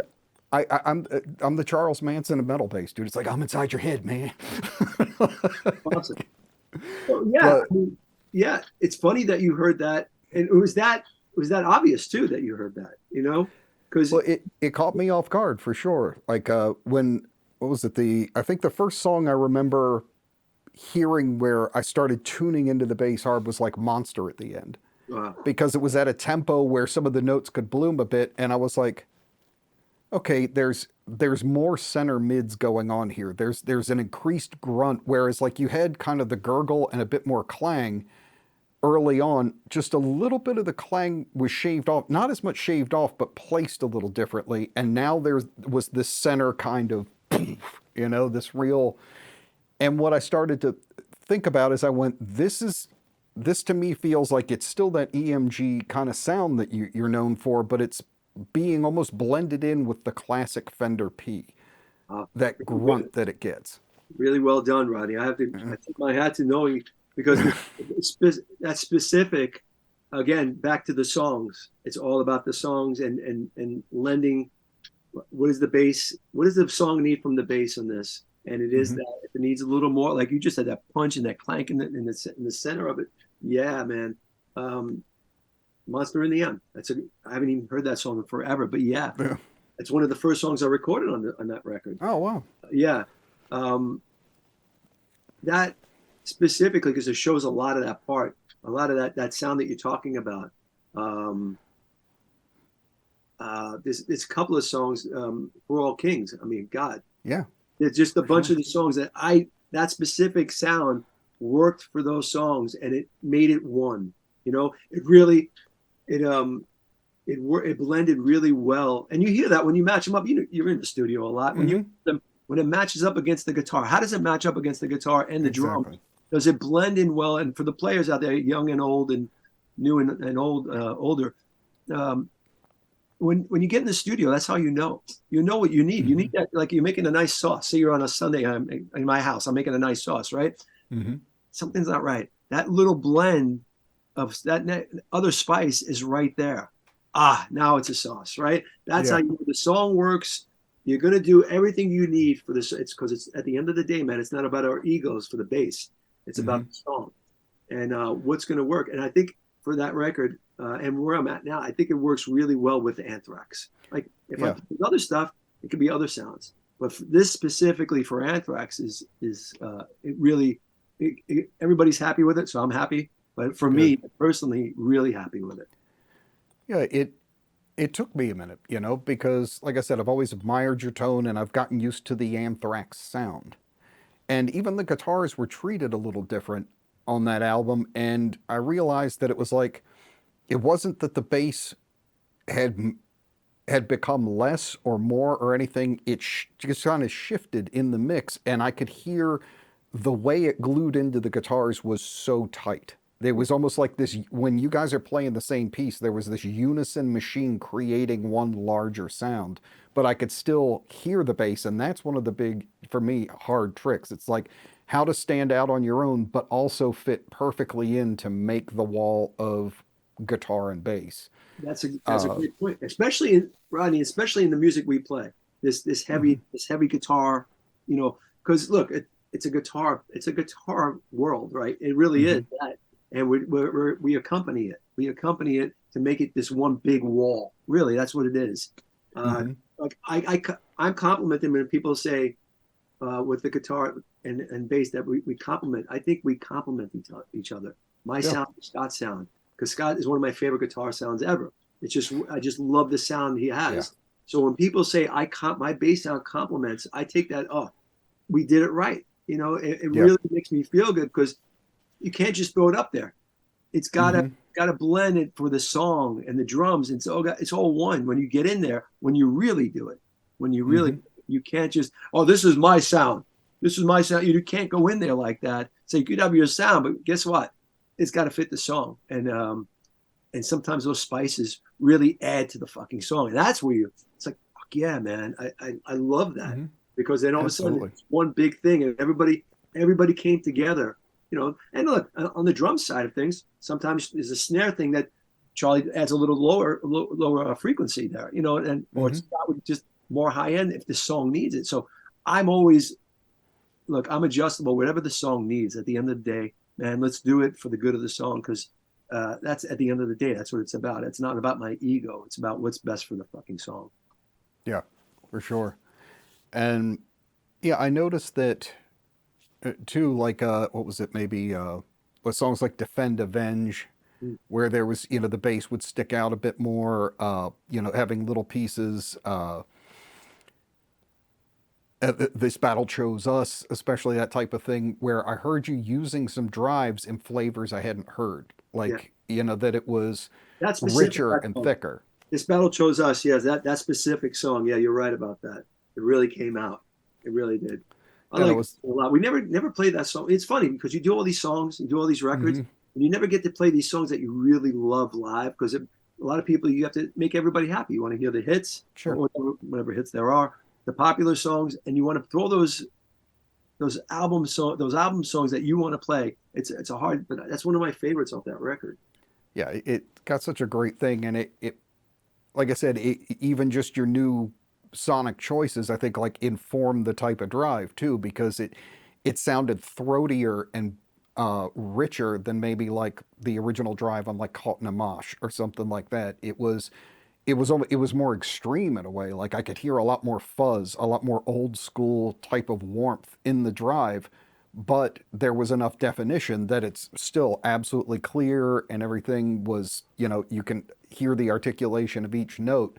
So that really interested me in like your sonic change there and going like, oh, okay, this is letting him also step out into some places that might not have been available before.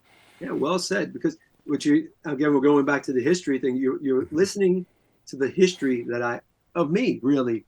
So I'm Mm-hmm. thinking like from my youthful years and in bass and sound and all that stuff, and what I've learned, and again, just locking it in. What we're doing today. It really is. So Hmm. it's the journey of a bass sound. It really is what you the evolution of it all. And it's like, this is where I'm at now. This is where it's taken me. This is where not only what the songs need, but this is where I feel very. This is what I like you to hear. This is what I like. This Hmm. is where I'm at. It's kind of telling my friend, like, whoever the player is, this is where I'm at. Right? What do you think? Hope you like it. All that stuff. Hmm. So where I'm at. It's a very personal. Everybody's sound is a very personal thing to them, right? Yeah. And I'm happy to say it. I'm flattered that people like my sound and my playing. So I just said, this is where I'm at now. All you could do is put it on the platter and just be yourself, and hopefully people will like it. Yeah. Yeah, that's and it always changes, and that's what Yeah. people look at too. Is like as you grow as an artist and things, these things change, which makes me think of before we go finally into your new pedal and some other things like that. Looking back and things, what has been your? So many people miss this part of playing, and how much it affects the tone. It's part choice and it's part technique, but where are you as far as strings? Uh, the type of strings. Yeah. Well, obviously, it usually comes down to nickel or steel up front, Yeah. I've been. and then I've gauges and everything else. I'm 105s for the E string is a 105. Hmm. Round wound, of course. Um, I've been going back and forth with nickel and steel. It's funny you should talk about that. I've been recently going back and forth, experimenting with a lot of stuff because, again, you hear something, right? Hmm. And in your sound, um, and I've been experimenting. I've gotten a bunch of different choice right around here right now. I got a bunch of different strings right now as we speak, and I'm been the nickel guy, been the steel guy. I go back and forth. I think tone is in your fingers. Hmm. Really, for finger players and even pick players. Let's face it, it's Yeah. a percussion. It's a percussion kind of thing. I mean, you can Hmm. get that tone, but if I would say you wanted a heavier gurt or growl or whatever, you can get that. I know you can. You just play a little, dig in a little harder and stuff. That's I kind of know that. I know what the string's going to give me. So Hmm. I've been experimenting lately, and maybe I have too much bass time on my hands. Maybe I just because I love it so much. I'm always so interested in sound and how to push the envelope, right? Yeah. And so I'm mixing up different strings, some steel, some nickel, and see what works. I mean, literally this week I've been experimenting. It's funny you bring that up, but I am right there discovering. I don't know what you want to call it right now, but something new that I'm hearing, and Interesting. for sound, and Hmm. also knowing where to go with it, right? On the Hmm. different string and stuff like that. How much intensity, how much you pull, how much percussion you can put in your fingers and stuff like that. Um, I think that's important. I think that's tone. Yeah. It's my personality coming out through my fingers, through my strings. So it's all, what am I feeling? Maybe it sounds too artsy. I'm sorry for boring No, anybody with and that. that's totally the second part of it. A lot of thing I go over with students and things is how your setup and your attack, I mean, basically form 80% of your sound, and they don't get it as much. And I've dispelled a number of myths about pick versus fingers and things, but I find that this gets into the instrument and a couple of questions I think will be real interesting about how the instrument, well, one, the make of it and its, nut width and all these things, all these different aspects, actually you need to be careful about because they will inform your playing over the course of things because of muscle memory and things, but also how you set up the bass. Right. So, like a reference point we would both have, we keep calling him Tim, but for everybody watching, Tim Starachi, phenomenal His bassist. last name, do we not? I'm sorry, Tim. Yeah, Tim Starachi. I'm so yeah. sorry. Now we keep saying it because like everybody's in our head, but like I remember the first time I played his bass one time, and like at the nut, it felt about right to me. I play much slimmer nuts and everything, but his action gradually goes up towards the bridge, Yeah. whereas mine's the same height, really low, all the way across. And because I do tapping and things like that, I was like, for him, because when he plays up higher, he really starts laying into it. He gets that really Getty-esque sound. And I'm Absolutely. like, I do a lot of fast stuff and then add tapping in. I'm like, this would be a trampoline for me. I could Yep. never get this type of thing. You're And what works for him and absolutely does it, it's because it applies to his technique and his attack and his tone. is what's phenomenal for him would be a handicap for me. So it's really interesting to hear how different players set up their instrument, and people don't realize it does become almost determinate in technique. Like I said, I do a lot of tapping and that type of thing. I couldn't play in his setup, even though he gets the best possible result out of it. Right. So, how is it? How do you generally set up your bass? Do you go by feel? Do you have it set up and, a general idea of how high are your strings? How you personalize your action and things. I'm actually like you. I like it Oh, low all the way down. got it. That feels right to me. In fact, when it goes up, as you know, this say we're playing bumfuck anywhere, Mm-hmm. and you have a cold night into a hot, sweaty show. Next change, all that, I'll feel it immediately. You probably do Yeah. too. You'll feel it immediately. And look, you can get through the show. You can get through, but you're not comfortable during the show. That's just the truth. Like I've Exactly. been shows where sometimes a big, the stage is here and the big opening to get the gear through is right there, and the door opens. Big cold air comes in, everything goes. The next go like, Mm-hmm. right? And you kind of screwed because you're in the moment. You have to go on stage, blah blah blah, and you have to adjust. But my comfort zone is like you. I'm like that all the way through low. And look, if it raises a little bit during the show, whatever, I just feel very comfortable. I know how to adjust when I go up and stuff like that too. And that's just my comfort zone. It is what it is. But Mm-hmm. I love that. I still love it to this day. I almost like hearing it to it. And you're gonna. I don't know if you like this or not. I kind of like a little bit of a buzz tone. Yes. You know what I mean? Oh, I don't know if Mm-hmm. you know what that means, but for the Yeah. players out there that maybe trying to understand that, is almost when you hit the note, it's not in the way. The buzz isn't in the way, but it's almost a part of the tone. It's Yep. almost, it's a part of the tone that you're giving out with your finger. It's like that. Yeah, it's buzzing, but it's almost part of the distortion or the bass or the bass sound of Yeah. it.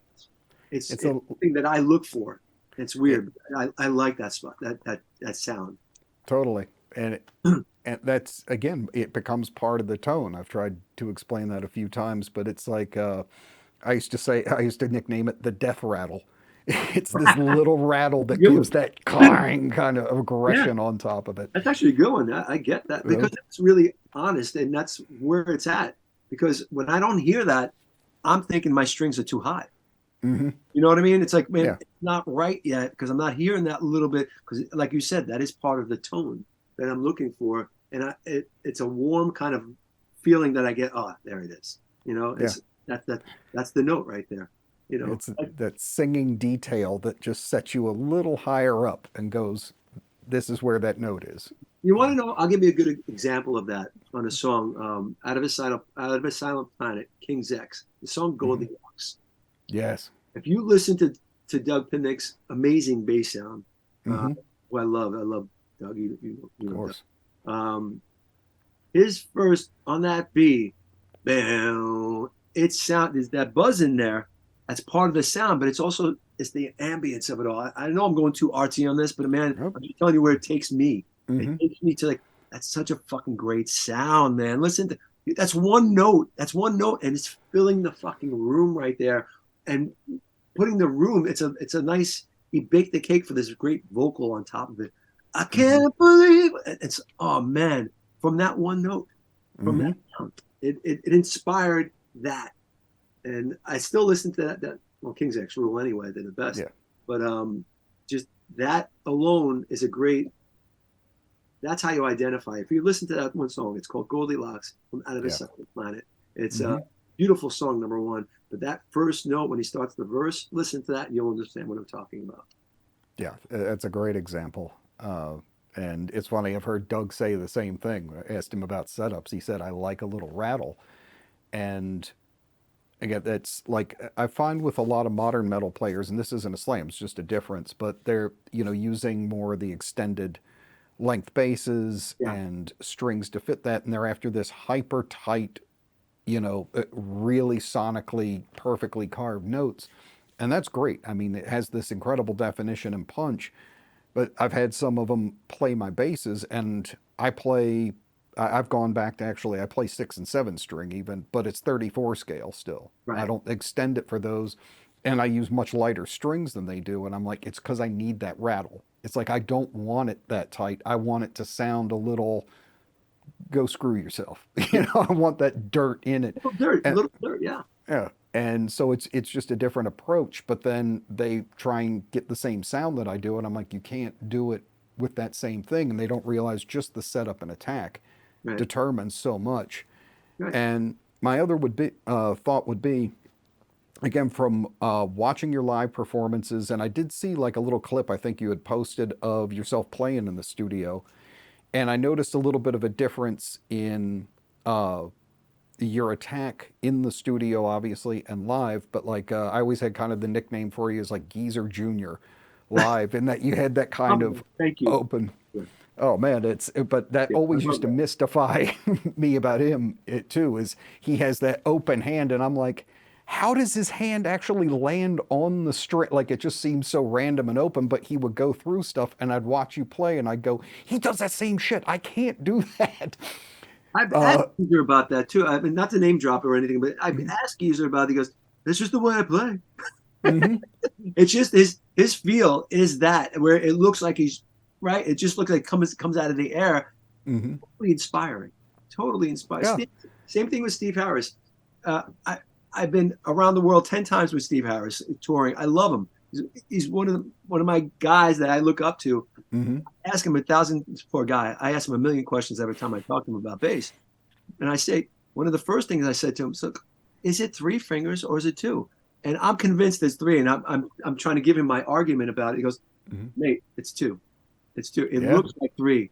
This it's is just where crazy. it belongs. And he goes, it's these two fingers, and that's it, straight. And he showed me. He picked up. See, it looks like I'm carrying along, but it's one of those. It's a technique. Mm-hmm. Geezer's got that other thing going. But again, this is all in the. It goes in the computer, and it inspires us to come out and Mm-hmm. do our own thing. And that's what's really important. So Yeah, but like I said, I see in your live performance a lot of that in that you have an ability to be loose and come down on the note. And then when I watched the studio clip, it was kind of like from the headstock down, and I was watching that your fingers were curled, and I was curious. I think we do something, even though live it's totally different, but at least sitting down in the studio, it's very similar, and how a lot of people think that there's pick versus fingers and a sharpness about it, but you're able to get it. Jack from Exodus is able to get it. I feel like I do it. we do. And so I'm going to make a guess and see if I'm right. I've determined there's actually two type of players when it comes to the attack on the bass. One is pluck players, where you have like the string and they go across it and pull it. Right. And that's guys like Getty, Harris, things like that. And then there's guys who almost tap down on it, Yeah. like they're bouncing it off the fingerboard, and that's what happens. And what gets that clang is the string is literally bouncing off the fret because you're hitting it down against it, not pulling it horizontal with it. And watching your hand, I was like, is he actually, is that son of a bitch actually tricking me? All this time I'm seeing his hand and thinking he's this really, thumping, pulling these things, and he's actually dancing on top of this thing, and fooled me all along. It's funny how you say that because I noticed about me. I'm like, wow, that looks, and let's face it, when we get in the studio, it's a different animal, right? Mm-hmm. Live. It really is because the adrenaline's pumping live and all that stuff. The microscope, I call the studio the microscope. So when the microscope is going, man, it's you're digging in and you'll see me. You'll I mean I just it's a focus thing too. Live, it's like a free range, so it definitely looks like I'm slapping more for Mm-hmm. sure. But I think I'll do a little of both. And even I think Steve does a little of both too, because at times Steve sounds. I mean, I watch him his fingers go and on the side of the strings, and it looks like he's sliding on, like slapping on top of them coming. So there's kind of a both of a pulling or finger picking or and a slapping. But I love both. I love both. Mm-hmm. So whatever gets the job done, whatever in that moment, that's what I Mm-hmm. think. But I think I'm more of a slapper kind of and slide off the thing. Got it. Yeah, like I said, seeing that, I was really surprised. And like I said, I felt like you had fooled me for quite a while. I was going like, I saw you as more aggressive in that arm movement coming back. And I kind of, I'm listening to it and I'm watching, and then I kind of zoned in on it. I'm like, that son of a Because I could see what got me was kind of like I noticed a curl in the fingers. Guys who do it, they have almost like an eagle claw kind of Yeah. approach, and it gets like this instead of this hook Yeah. that kind of gets underneath of it.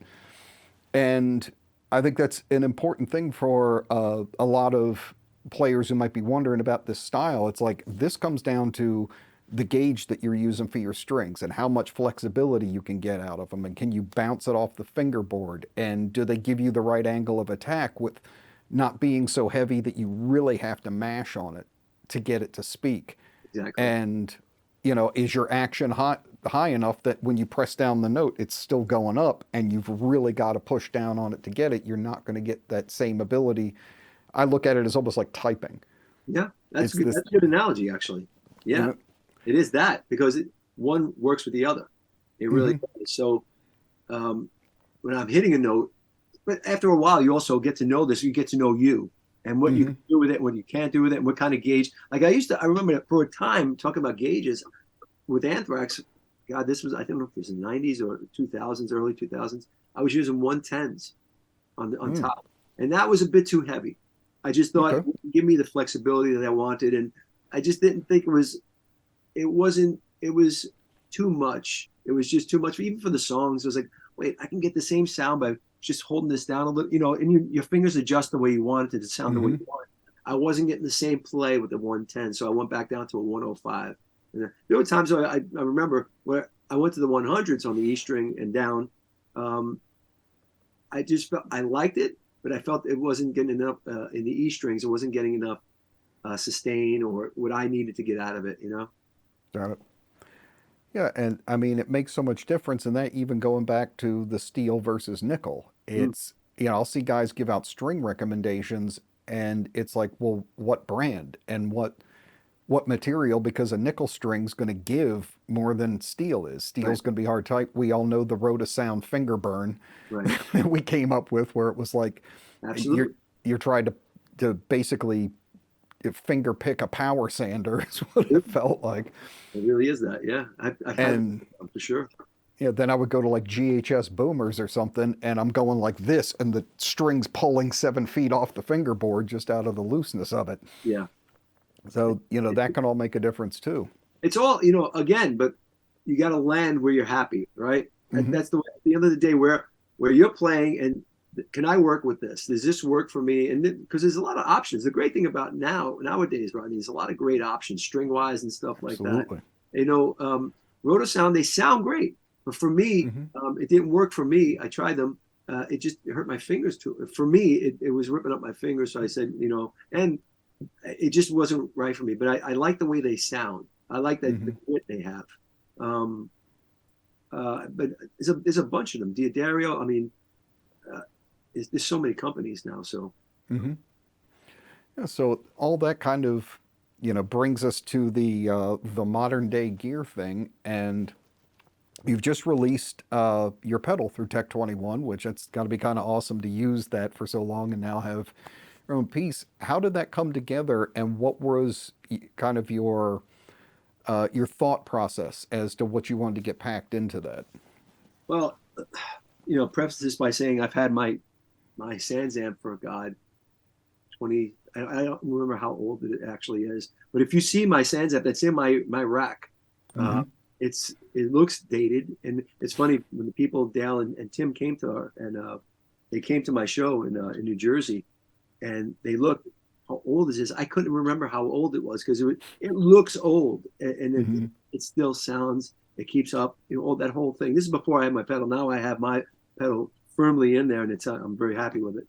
Um, I really, that's my go-to. I can go anywhere. Even in the earlier days when stuff went out, say your amp went out, you could just plug straight into that Sansamp, dude. That Yeah. Sansamp, and you have a sound. You have. Hmm.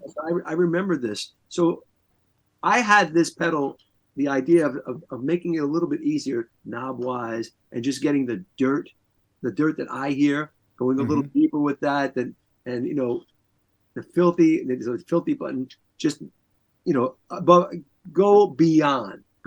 I think Yeah. that's important to have that ability, but still have that classic Sansamp sound, right? I Hmm. think that's really important. So for my pedal, it's everything I wanted, and they were great with me. They carte blanche with it. I didn't ask for a lot because I'm a simple guy. I just want to Hmm. get up there, plug it in, have a sound, have a great sound, and play. And then that's what my pedal does. I'm very proud of my pedal, only because the buzz it's been getting, people, a lot of players are checking it out and liking it. I'm very happy with that. But it works. It just, this is a matter of fact. It's not overpriced. It's right in that price frame where everywhere else is, and I can say this right. This is in my rig. That's what I mean. People ask me what I'm using. That's in my rig. This is on the new Anthrax record. That's how Jay Wow. Rusty, my producer, loves this pedal, Wow. because he couldn't believe uh, the depth of it. It has, you Hmm. can go anywhere. It's not just about a metal thing. You can go any. You can get any sound. In fact, I have them all displayed in the pamphlet of all the different sounds. You can get a Steve Harris sound. You can get a Doug from King's X sound. You can get all these sounds, including my own sound. It's all there, documented. There's only 4 knobs across, which is great. That makes Hmm. I feel like a car salesman here, but it's just the truth. I made it easy just to plug in and play with a great sound, and that's what this pedal does. And I think that's why people are digging it. And thank you for your great words on it. I really appreciate it. Oh, of course. Just Really appreciate that. the facts about it, and it's something really cool. And I like one of my big things is I hate predictability. Mm. If somebody goes, "Hey, this is going to happen," and then it happens exactly like that and everything, I'm like, I'm sleepwalking here. This is, surprise me with something. And when I got a hold of it and started going through it, I was like, this wasn't quite what I thought. Like I thought it would be like bass driver plus, Mm. you know? And then I'm going like, this sounds utterly different to me. Like the distortion engine is different and the control, when I pull the bass and treble all the way back, the centered sound sounds different than Yeah. what I'm used to. That so it was kind of like, oh, I got a new place to run around in. This is, I could start messing with it, and then that excitement we talk about comes in, where you're just like, oh, this is, I have stuff to explore and screw around and see what I can pull out of it. And So you so, did, Ronnie, you did exactly, and this is honestly, this is exactly what I wanted to do with this pedal. I wanted to get you to a place. Look, here's the sound. Now take this and go somewhere with it and get your sound. That's what's important to me, because find you in my pedal. mm-hmm, I want to make this easy. There's only 4 knobs, right? But you went even deeper, and thank you for this, because you went deeper. The sounds that I didn't even know that can be. I swear to God, you brought sounds out during your demo where I didn't even know were in this pedal. So you went down a rabbit hole and opened up this whole new world of different sounds that aren't necessarily metal. That just mm-hmm, you were slapping, you were doing a bunch of different things that I was. Let me tell you something. After you did, I was quite proud, because I'm glad that this has even more things that I know about in this little package. So you went deeper than anybody I know, including myself, because I have my specific things that I really like about this pedal. But you mm-hmm. went and found this whole different world, and thank you for that. Oh, It's really important to me. Yes, I knew it had the goods, mm-hmm, but I'm proud of it. But it makes me feel so much better that a player like yourself, and this isn't a kiss up, you know me, you went deep. And I think people can do that, learn from you and go with it and find their own space. You did it. You did it that day. I was like, man, that sounds really good. It was my pedal. I was psyched. That sounds really, that's my pedal. And you were coming up with these sounds and you were adjusting the 4 knobs. And fuck, dude, should have made you do my demo instead of me. about that. No, it was No, great. But thank you uh, for that. Sincerely, dude. oh, I'm really honored. I mean, like I said, I've to hear something like that, and especially from a player I've admired for a long time, and a band whose career has had an influence on me and my approach, even to songwriting and that type of thing. It's really it's a cool thing. Let's Thank you. put it that Thank way. you. And see, you just said what makes it all worthwhile. You know Mm-hmm. that you paid it forward, man. Like you're on your own path for something, whatever part of Anthrax do you like, or something that I've done, even if it's the smallest piece. You took it, made it yours, and put in something else out into the world. That's great, right? And that's Mm-hmm. your thing. So I think that's awesome. That's what it's about, especially now at this part of my life. I just want to see another player play, right, and feel Yeah. good. The same thing that this gives to me in this crazy world that we have right now. I want to see people feel good, and bass makes me feel good. Whatever I can do in music makes you feel good. I want to pass it forward. It's so important now. Maybe because I'm a father, whatever it is, it's Sure. positive, and I just it's better to see people feel good than feel like shit, right? That's the truth. Hmm. So That's great, man. that's where we're at. Yeah, I think at least for this part, I have a couple questions from some patrons that Get they into it. sent in. That'd be awesome. But for this part of it, I think we'll go ahead and wrap there. I think it's been a good journey. What I Great. would like to mention in closing here, though, is I definitely also recommend people check out your book. I think Thank for musicians and even just, I think, especially appealing to even just young men, a commonality of development, struggle, coming to terms with yourself and the world around you. There's a lot in there that's it's not just a rock autobiography type of thing or some kind of memoir of all my cool shit. There's something to be learned and to yeah, every once in a while you do kind of want that check of like, damn, somebody else has been there too. you. Yeah. And from someone that is in a position where, people have an admiration and respect and things, I think it was really well done. And Thank you. I applaud how open you were on a lot of topics. Thank you. And that was very cool. So, you Appreciate that. know, You I, know, I, I recommend anybody picking it up for sure. really great. Thank you so much for even mentioning it. Yeah, I mean, the book thankfully did well, and a lot of people, it became almost like,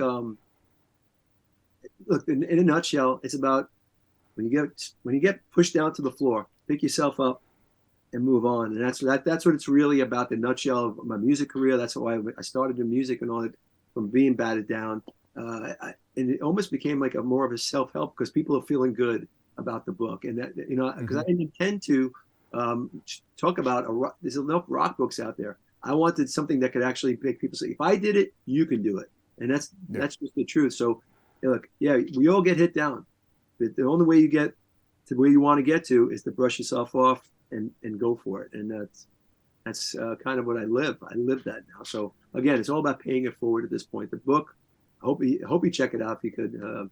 Fathers, Brothers, and Sons. It's called. Hmm. My big ugly mug's right on the cover, so you can make it. But yeah, thank you for that, Rodney. I appreciate it. Absolutely. And yeah, thanks for that and being, open about being to people who you've already been an inspiration to, being able to give them another avenue to be able to get something from you. That's something that's pretty rare these days. So Oh, much thanks. appreciated, Frank.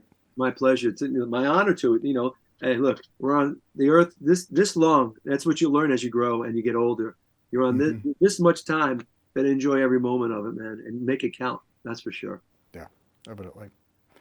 All right. Well, that's going to wrap the main part of the interview here. That was Thanks awesome. for joining us on this. We're going to jump Oh, over to the patron thing. And thanks again for Frank Bello coming on. It's just been a really great time. And I will see you guys on the next one. cheers, everybody.